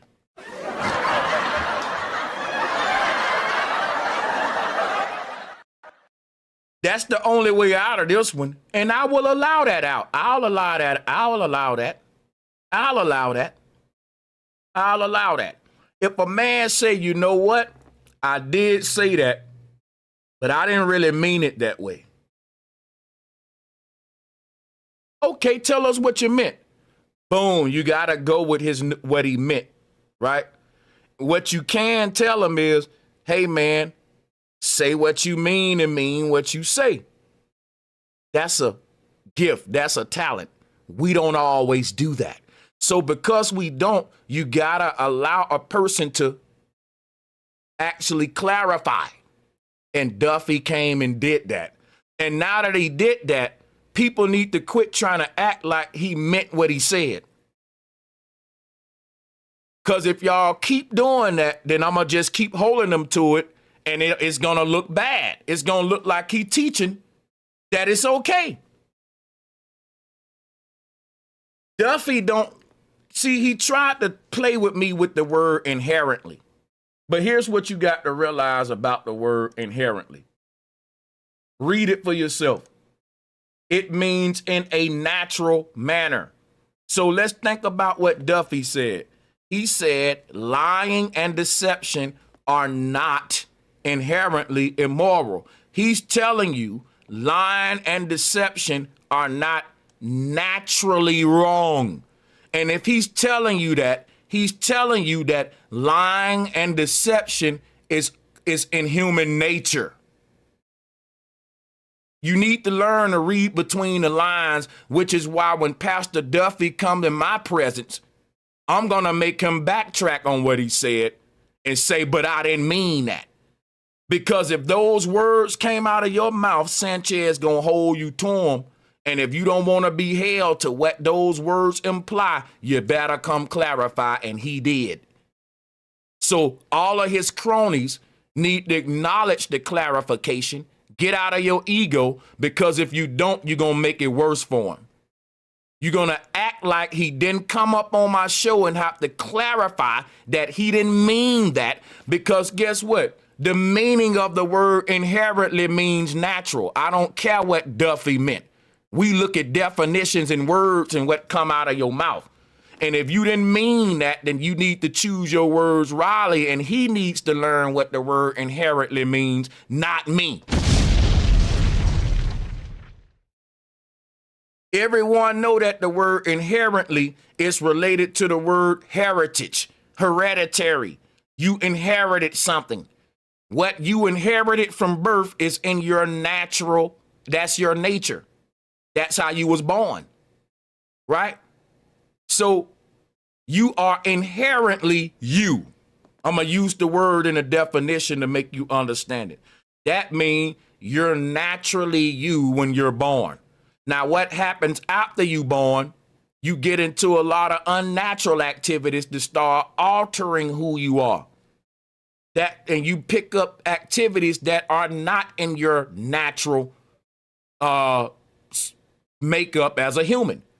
And it is not natural for humans to lie. That's why it's so hard for us to lie. Even if you study psychology, bro, psychologists would tell you that when a human mind is lying, the neural pattern that's on your mind when you telling a lie, it appears stressed. It appears basically it's almost like you're in a life or death problem solving situation when you lie. Your body goes into this mode to where they study this versus telling the truth. When a person tell the truth, the opposite happen. They feel relieved. They feel like a weight was lifted off of them. Their circulation even improves. Bro, you don't want to talk to me about whether lying is inherently part of our inherent beings, part of our natural makeup. I'll blow it apart because science and psychology will show you that when humans lie, it is very difficult to do. You got to learn lying. Don't you know you don't got to learn nothing that comes natural to you? I'm serious, man. A fish don't learn to swim. Now, a person may say, well, Sanchez, a baby got to learn to talk. No, a baby don't. A baby got to learn to speak English. But a baby comes out the womb communicating with other humans. There's a language barrier. And guess what? Humans know how to bypass that language barrier because we understand baby language because we used to be babies. We know when the baby want the food, the bottle, the bed, right? So babies come here automatically communicating with other humans. They just got to learn how to speak English. And if they never learn how to speak English, they still know how to communicate with everybody, maybe not as effectively as the rest of us. But we still use hand language or some other way to get around it. But this is what you need to learn. Where you say, well, Sanchez, a baby got to learn how to walk, but a baby don't got to learn how to get around. You see what I'm saying? It's natural in a human to get from point A to point B, whether he crawl on his belly, crawl on his knees, or stand on his feet. You don't got to teach a baby how to move and get from point A to point B. You got to teach him how to do it efficiently. So just like if when a child start lying, a child don't know how to lie good. That child had to master lying because it don't come with us naturally. You don't got to master getting around. You just got to master how to do it efficiently. But my whole thing is everything about what come to us naturally as humans that we perfect in our human evolution, or however you want to word it, that is what's inherent in us. There are some things that goes against our inherent nature, which is killing, murdering, lying to each other, stealing from one another. That's why when we do these things, we don't feel good. Why? Because you're doing an unhealthy act. And whatever you're doing that's not healthy, that's going against your biology. Don't you know when you tell a lie, you shortening your days? And I ain't talking about the kind of lies y'all saying to save your life. Right? I'm just telling you, our body is reacting to what we do. And when you look at the human neural activity when a person telling a lie versus when they telling the truth, you will see heaven and hell, man. Real talk. Which is why people commit crimes and they eventually break, because when you got a lie inside of you, it's like spiritual weight on you. And until you tell the truth, you got people, man, in the interrogation room, they be so happy to tell the truth. I've seen it, man. And the police even say you feel a lot better, huh? They'll be like, yeah, man. They know they going to jail for the rest of their life. But the agony of living with this in you, y'all will be like, man, he snitched on himself. I don't know how he broke down. Well, you don't know how he was able to commit that gruesome crime either. You don't know a lot about human psychology with your butt who never study or never been involved in nothing like Sanchez. Talking about, well, I want to snitch on myself, man. Y'all talk so much. You think that people, you don't know your own mind, bro, when you in that interrogation room. And until you put yourself in a position where you've taken a life, you don't know the burden of that, of keeping that inside of you, lying about it. And the family ain't getting closure. That's why them people break down and they snitch on themselves and they feel a lot relieved and they go to jail for life. Because it's in our nature to be truthful.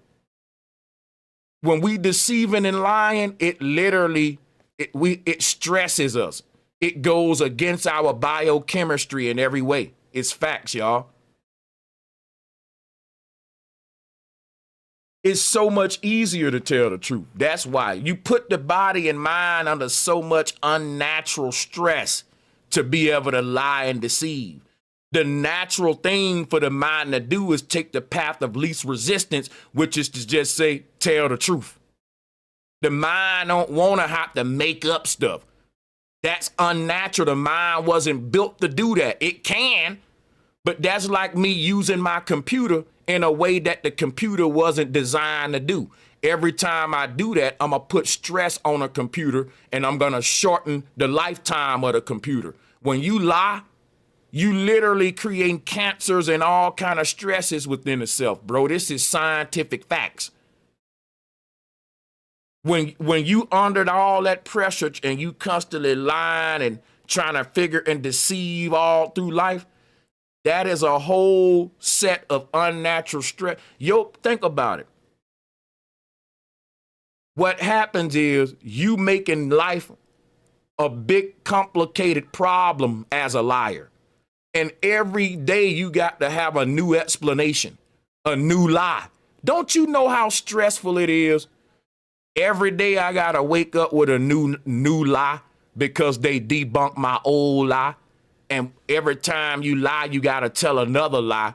So when I go to sleep tonight, I got to have another lie ready, another lie ready, another explanation ready.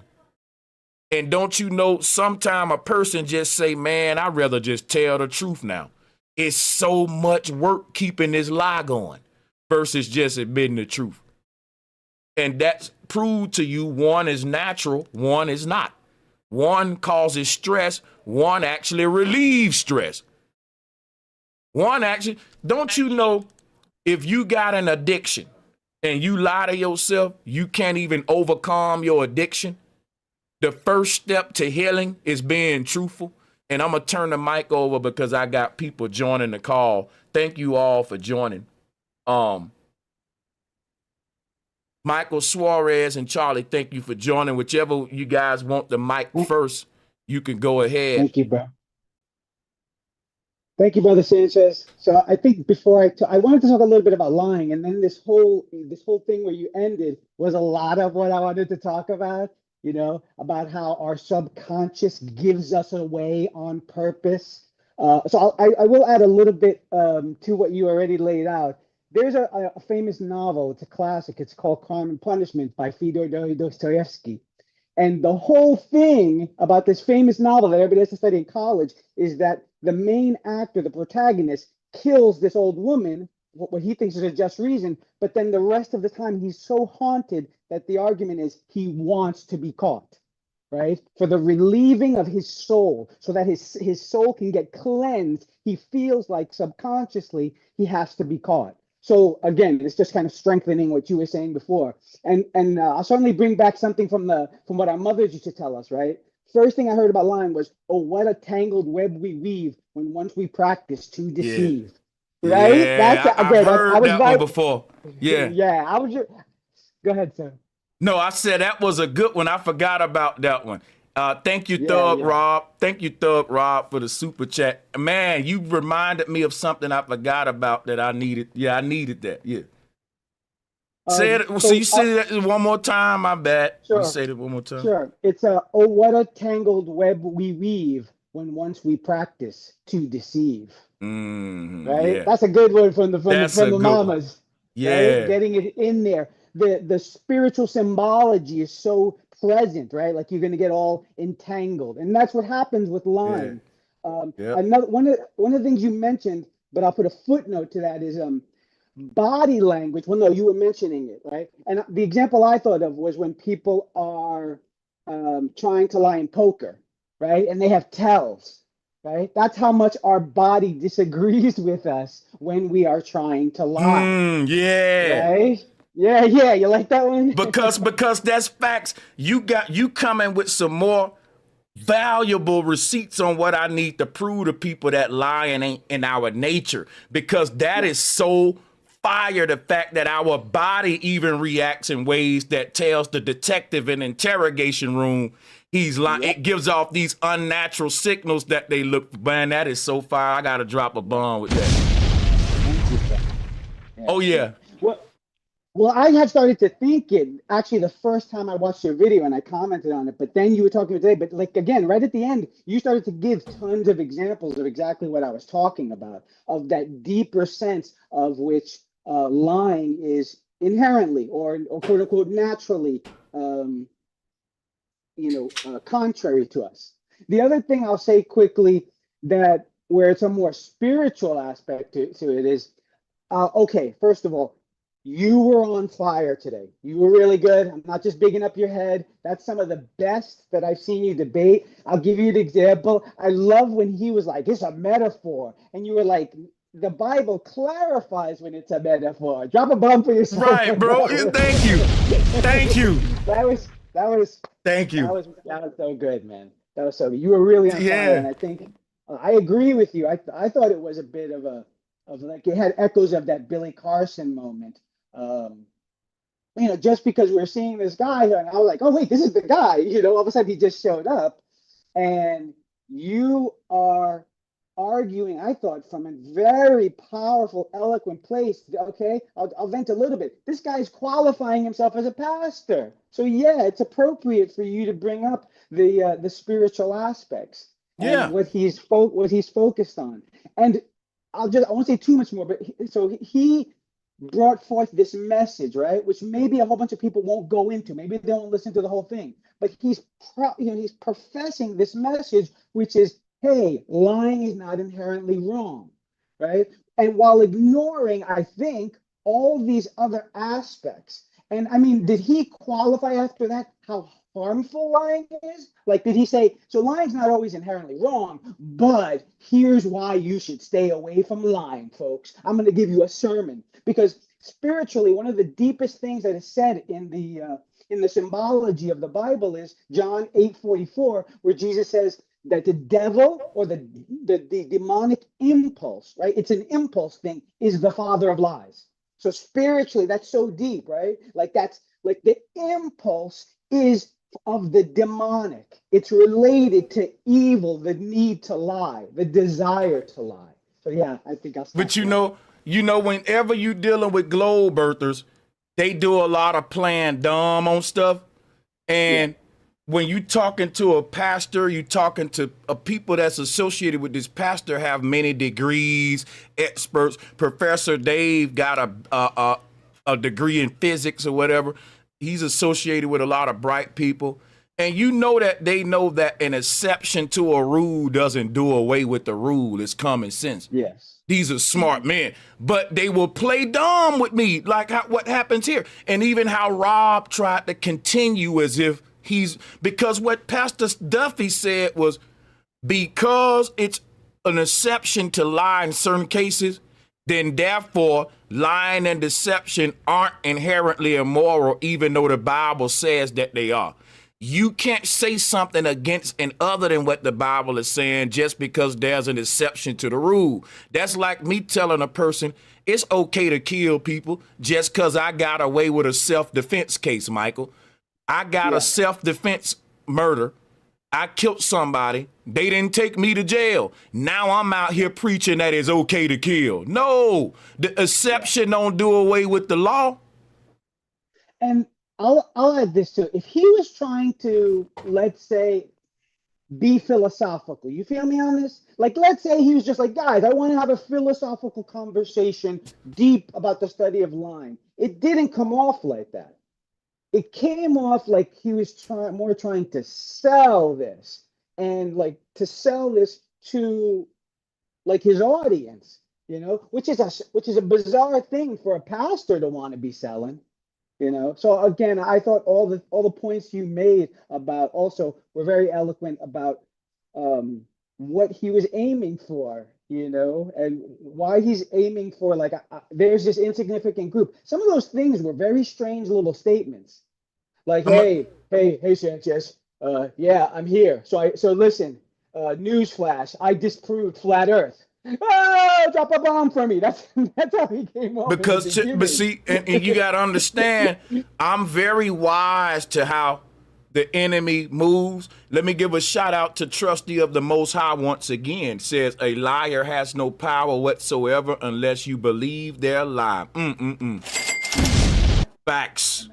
And see, the thing about being privy to what's going on with the liar would want you to focus on the lie. And if what happens is, if you focus on the lie, you can't debunk the lie. You got to stay focused on the truth. And when the liar lie, you tell the truth. And what happens is the liar will have to tell a different lie. And you just keep standing on the same truth, because the liar is hoping that you will bite at one of his lies and get off the truth. But that same truth will debunk every lie. But what you got to master is how to disseminate that same truth in different ways, because the liar is going to evolve his lie. He's going to re-explain it in a way. And then that's when you double down on the truth in his new delivery of his lie. Because that's the whole thing what happened here when Pastor Duffy came on.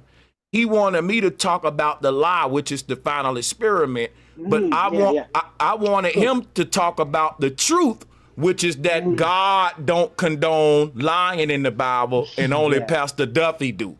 So, the whole thing is, if I go into the final experiment topic with him on this panel, then it'll get him off the hot seat as a pastor for teaching that it's lying and deception. Put it this way. Let's say he's want to debunk flat earth. And let's say the earth ain't flat. We know it is. They didn't debunk it. But let's just throw that out there, because that's what they throw on with the final experiment with the hit piece, right? Because they're doing that, right? I'm going to show y'all, I'm playing chess with them.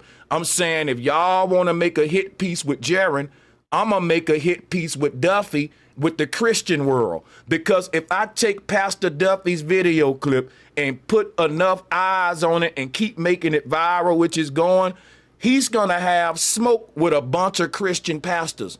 A bunch of Christian groups going to want to debate him on that. And basically how they're trying to get everybody to debate the flat earthers and come after us. Okay, I can do this too. And he feel it. He feels it, which is why he answering the call. Now, my thing is, the earth is flat, and I do want to talk to him about the final experiment. I am covering that topic on a scientific level. I'm being very thorough. You notice every time I talk about the theological aspect, they now want to debate flat earth. Yes, bro. Trust me, I noticed that. That was a good part of it. That was a fun part to listen to for me. Yeah, that's why I told him, like, we can arrange a show for the flat earth topic, but right now, the topic is lying and deception inherently immoral, and you wrong about that. So if I'm wrong about what the sun do on an AE map, you wrong, and guess what? You're wrong is more damaging to people's souls. You gonna lead them to hell. Like I was telling them, ain't nobody gonna go to hell for thinking the earth flat. But if you wrong about lying and deception, you leading a lot of people to hell, sir. Sanchez, I've never seen you do one, but some of those pieces, like even what you just repeated now, I think they would make a fun short if you decide to do shorts, just little bomb drops like that. You just gave me bro, that's what I'm missing out on, man. You know what? Yeah. If I can Definitely get people disappeared. to help me cut these out. Somebody said that there's a AI site that'll cut your shorts up for you, but it'll mean that I would put out less content, but I will put out more various formats. And now I'll Yeah. have shorts coming. So yeah, I need to Well, take a day for that. one Yeah. way one way to possibly think about it, and I don't want to be too suggestive. I'm not the expert, No, you got good um, suggestions. but with this particular one, there was so much. You know what I mean? Hmm. Where it's perfect for that short, where you just drop that, and that's going to make people want to listen to the whole thing. I think that's the You key. know what? As soon as I get off of this stream, I'm gonna put out the full debate with me and Pastor Duffy. Then I'm gonna take that and I'm gonna start chopping it up into a bunch of shorts, and I'm gonna do that today because you know what? I'm dropping the ball if I don't, because the shorts go viral, and that'll Yeah, send people back to the debate, making it go viral, because that's how they actually making it go viral with the shorts. You right. yeah, I need to do yeah. that. Yeah. So thank you, man. Thanks for sharing. I love this. I love getting to talk to you about this fascinating subject. It was great. And great, again, Yeah. great show. We all knew it. You were cooking today. Sanchez cocinando, brother. Appreciate that, yo. Hell yeah. Let me hit that joint. Sánchez Yeah. cocinando. I'm gonna get out of here. Good night, guys. Salutes, Michael. Salutes, Mike. Salute. Much love. Hell yeah. Flat power, man. Hello, Shout bro out to Sanchez. Charlie. We'll wait. We'll wait for that cocinar. Yeah. Sánchez cocinando. That's how we do it. And look at here now. Trusty of the Most High, you've been super chatting, and now I see you putting Slow Sanchez. So I tell you what, I'm not gonna be mad at you for putting Slow Sanchez. You've actually paid for the right to do your little insults. Appreciate your super chats. Yeah, we appreciate it, man. Anyway, yeah. Salutes, bro. Everybody in the chat community here, much love and respects. Oh yeah. I came on, bro, because you mentioned, hey, anybody got something to talk about, lying and deceit. I don't have the exact question or comment or what you said, but yeah, lying and deceit is bad news. And scripture says that all liars will see hell. Sure enough, So yep. so real easy, man, and which much respects, you know, going around even telling a little white lie or something like that, it's wrong. But the thing about that is, hey, it's wrong when you're lying. And if you ask for forgiveness, or if you know what, I made a mistake, right? It's like when you do a job, you're a carpenter, you cut a board and you try to make it fit, and that it's the board, it just doesn't work. And then you're tricking yourself, or you're telling the inspector, hey man, it meets code. That's a lie. It's not meeting code. But then you feel bad about it. You know what, man, I did wrong, and let's make it Mm-hmm. right. Let's fix it. So you fix it, and then you Mm-hmm. move on. But the record is there. It wasn't right, and that's what I'm trying to share. I hope people understand what I'm saying. And I'll say this too. What I find too, when people play back me and Duffy's exchange, nothing I said was wrong. Duffy was respectful, and what I like about Pastor Duffy, he accepted a lot of my criticism. You got to give him props on that, Charlie. He kind of was seeing my plight. Now the thing is this: you're gonna have Pastor Duffy's defenders try to judge my moral character. That's what they're gonna do. Now they're gonna try to see if I'm a real Christian. Am I real about trying to be a better person? Right? Now they're gonna want to deal with moral character because I'm dealing with it. But they're gonna only want to deal with it with me when I'm not the pastor, remember?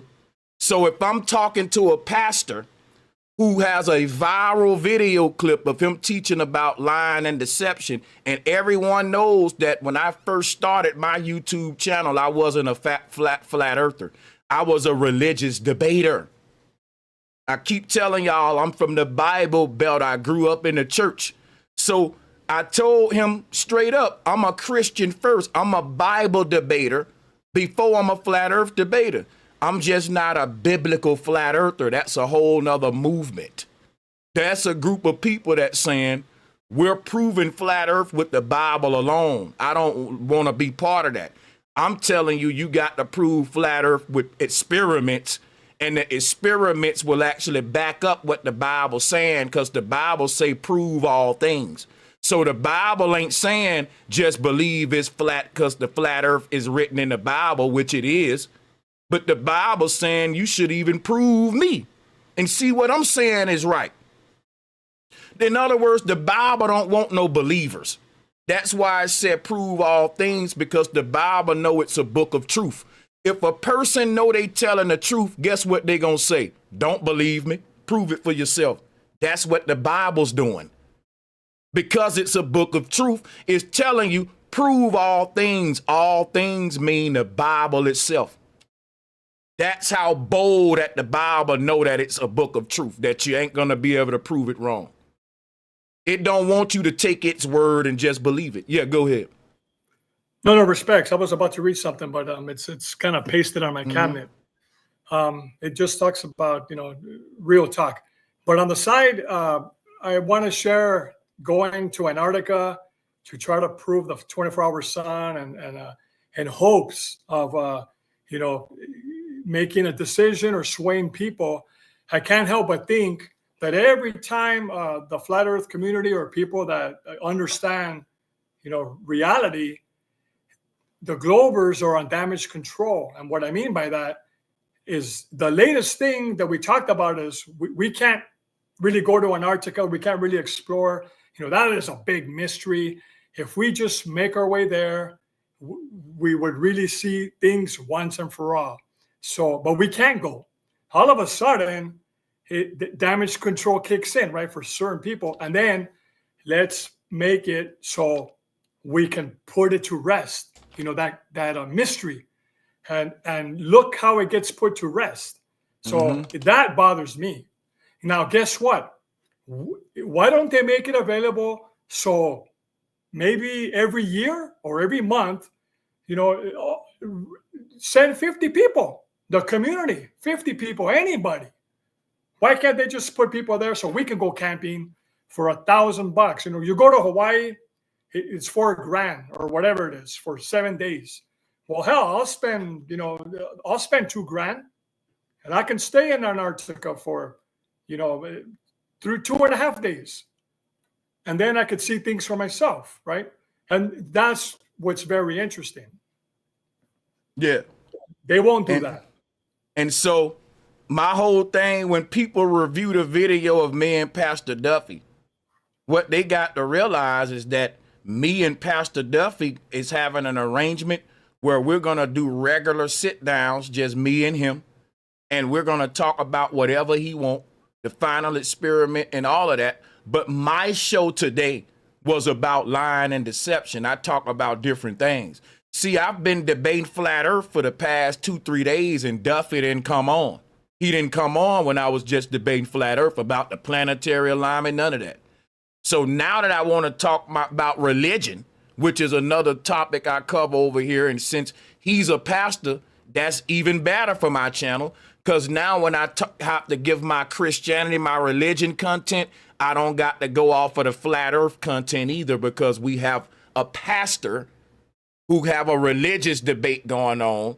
Because you got a lot of Christians and pastors out there, they don't care about the shape of the earth. They want to debate Pastor Duffy on his biblical stance of what he's teaching about lying and deception. And he can't be running from that debate. Now, he came up here and kind of backtracked and basically said, well, I didn't mean that. And can't nobody act like I'm the one wrong. Guess what? That's called, in the future, Pastor, mean what you say and say what you mean. Because if you say something that you don't mean and I don't interpret it right, that ain't my fault. You can't say that flat earthers are being deceptive and disingenuous. No, Pastor Duffy ain't being clear. He needs to say what he mean and means what he's saying. He won't have to go through that. It's not no one else's fault for taking what he said the way that he said it. And for you to say, well, he didn't mean that. Well, he should mean what he's saying, say what he mean. And you can't fault the person who didn't know what he meant. We ain't mind readers. Hey, respects, bro. It's pretty clear, the 10 Commandments, it's thou shalt not lie. It doesn't say that shouldn't lie. It's pretty clear. Right. But if people have to save a life, so check this out. It's like the murder thing, right? You got a guy killing 200 people, but you can't kill, right? You shall not kill. But this guy is killing people, 200 to the left, 200 to the right. Hey, man, he's going to continue doing it. We can't exactly kill him, but there are things that need to be done, and then you live with that. And another, yeah. Go ahead.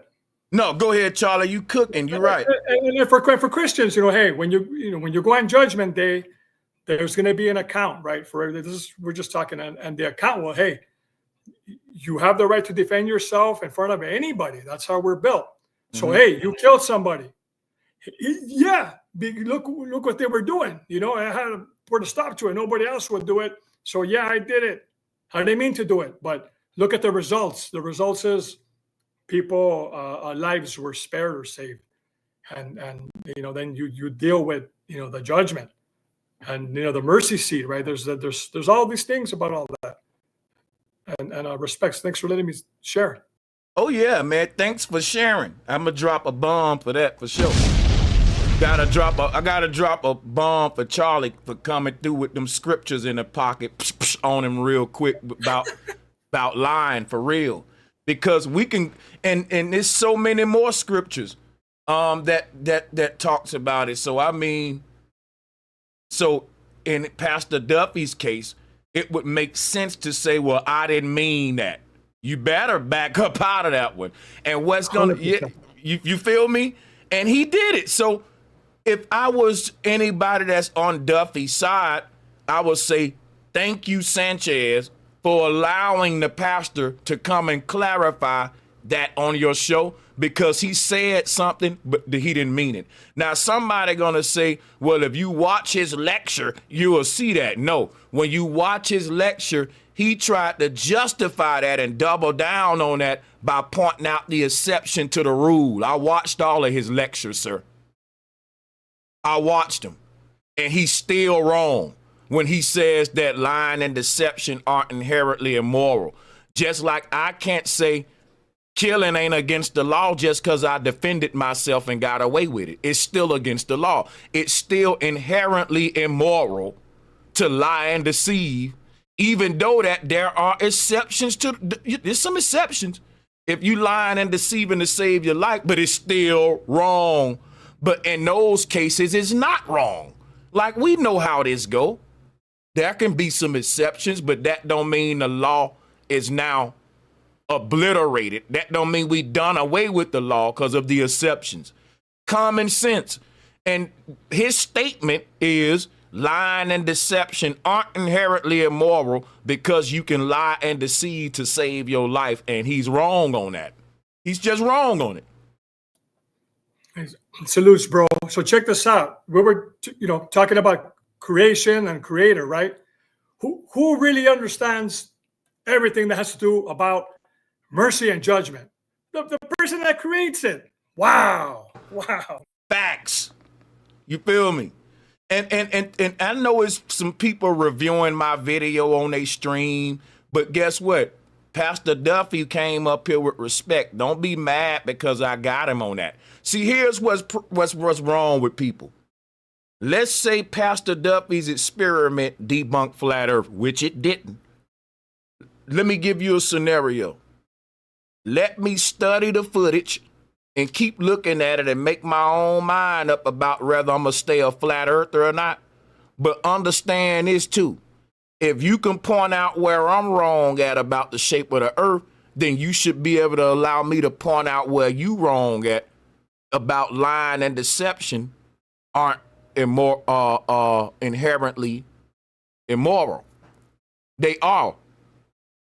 They are, you know what I'm saying? Lying and deception are inherently immoral.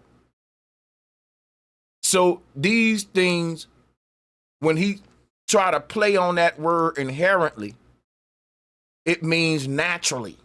And lying and deception are naturally wrong.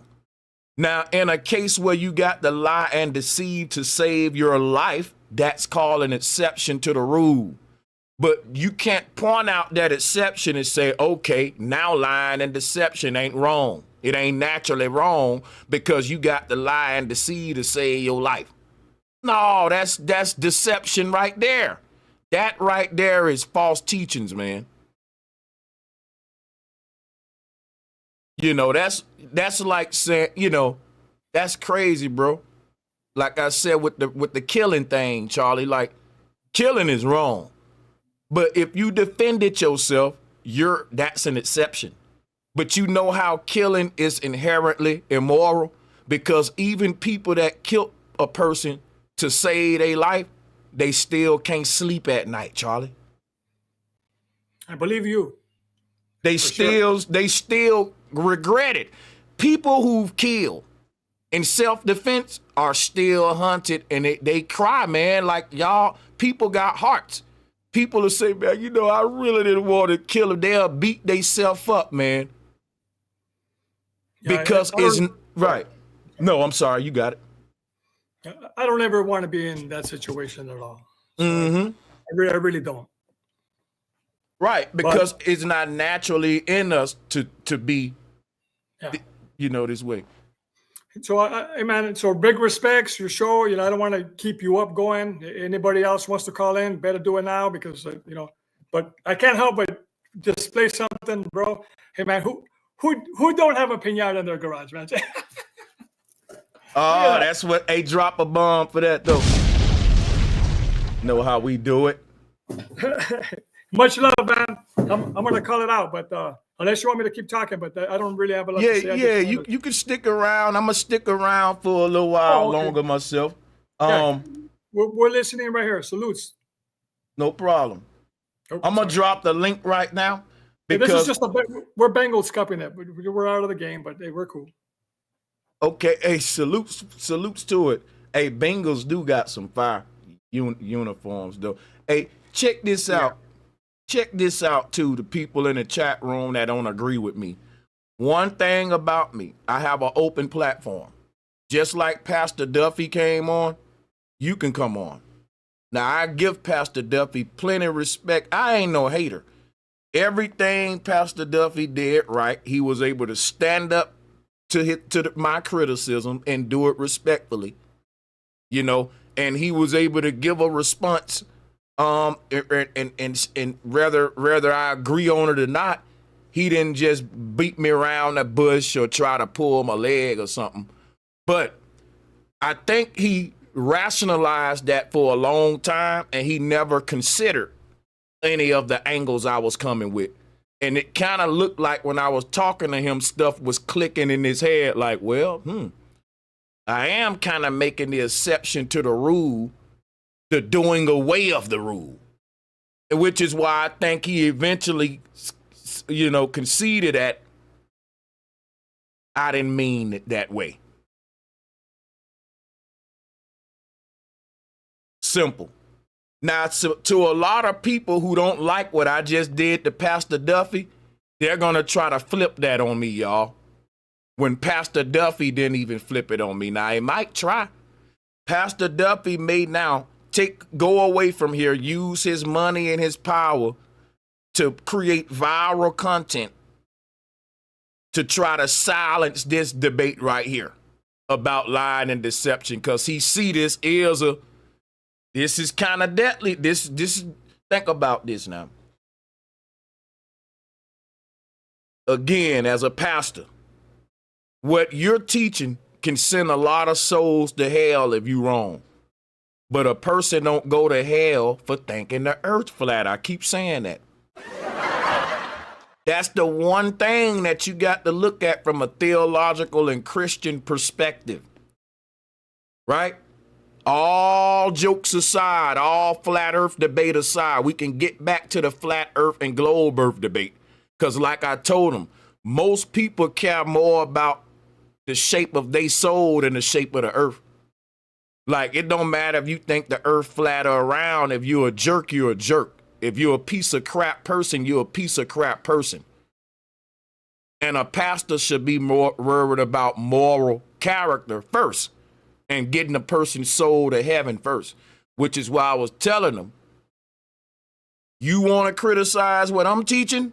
I'm going to criticize what you teaching. And let me point out, sir, that what you teaching is way more dangerous than what I'm teaching. Because he's trying to make flat earth like it's so dangerous, right? He better hope he right about lying and deception. But guess what? He's wrong about it. The exception don't do away with the rule. It's simple. And he's not right about everything, and neither am I. And if he can point out where I'm wrong at, I can point out where he's wrong at. Now, he still ain't pointing out where I was wrong at about the ground being flat, but he did point out where I was wrong at about what the sun do over a E map. And that ain't the only belief that I had about what the sun do, but I thank him that's one that I can cancel out. Because when it comes to what the sun do over the flat earth, let me be honest, I'm a whore. I got several different beliefs on that. Several. Because when it comes to the nature of the heavens, even the Bible say any man that thinks he know it all about that is a fool or something like that. And I'm telling you about the earth that I'm walking on. I'm a flat earther, not a 24-hour sunner. I never said I know exactly what the sun do, but I gave myself a title that reflects that I'm making a claim about what I'm thinking the ground doing, flat earth. So if a person come and say you was wrong about what the sun do, thank you. Tell me when I'm wrong about what the ground doing, and I'll get rid of flat earth. I'm not like Jaron. And if you think I am like Jaron, we need to talk money, because I know you talk money with him.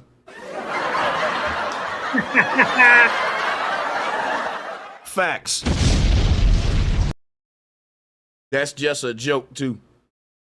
I don't want to talk money with Pastor Duffy, because that's going to end up making me say some shit like, you know. Think about a Home Depot. It's not a mile long, but let's just say there's 25,000 Home Depots, end to end to end to end to end to end to end. Where would we put a level in that Home Depot that would not show level? It wouldn't. It would show level every single Home Depot. They're all level. Now, if you said, but Jaron, those are all in a sphere, does that change anything? Nope. The level is level is level everywhere on that sphere.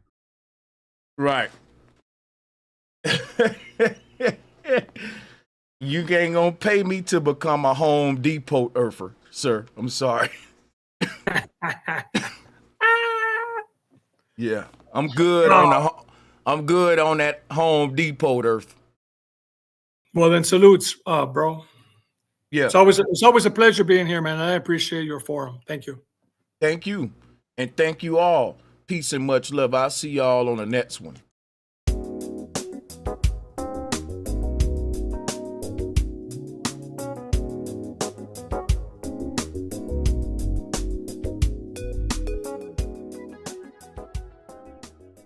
Flawless victory.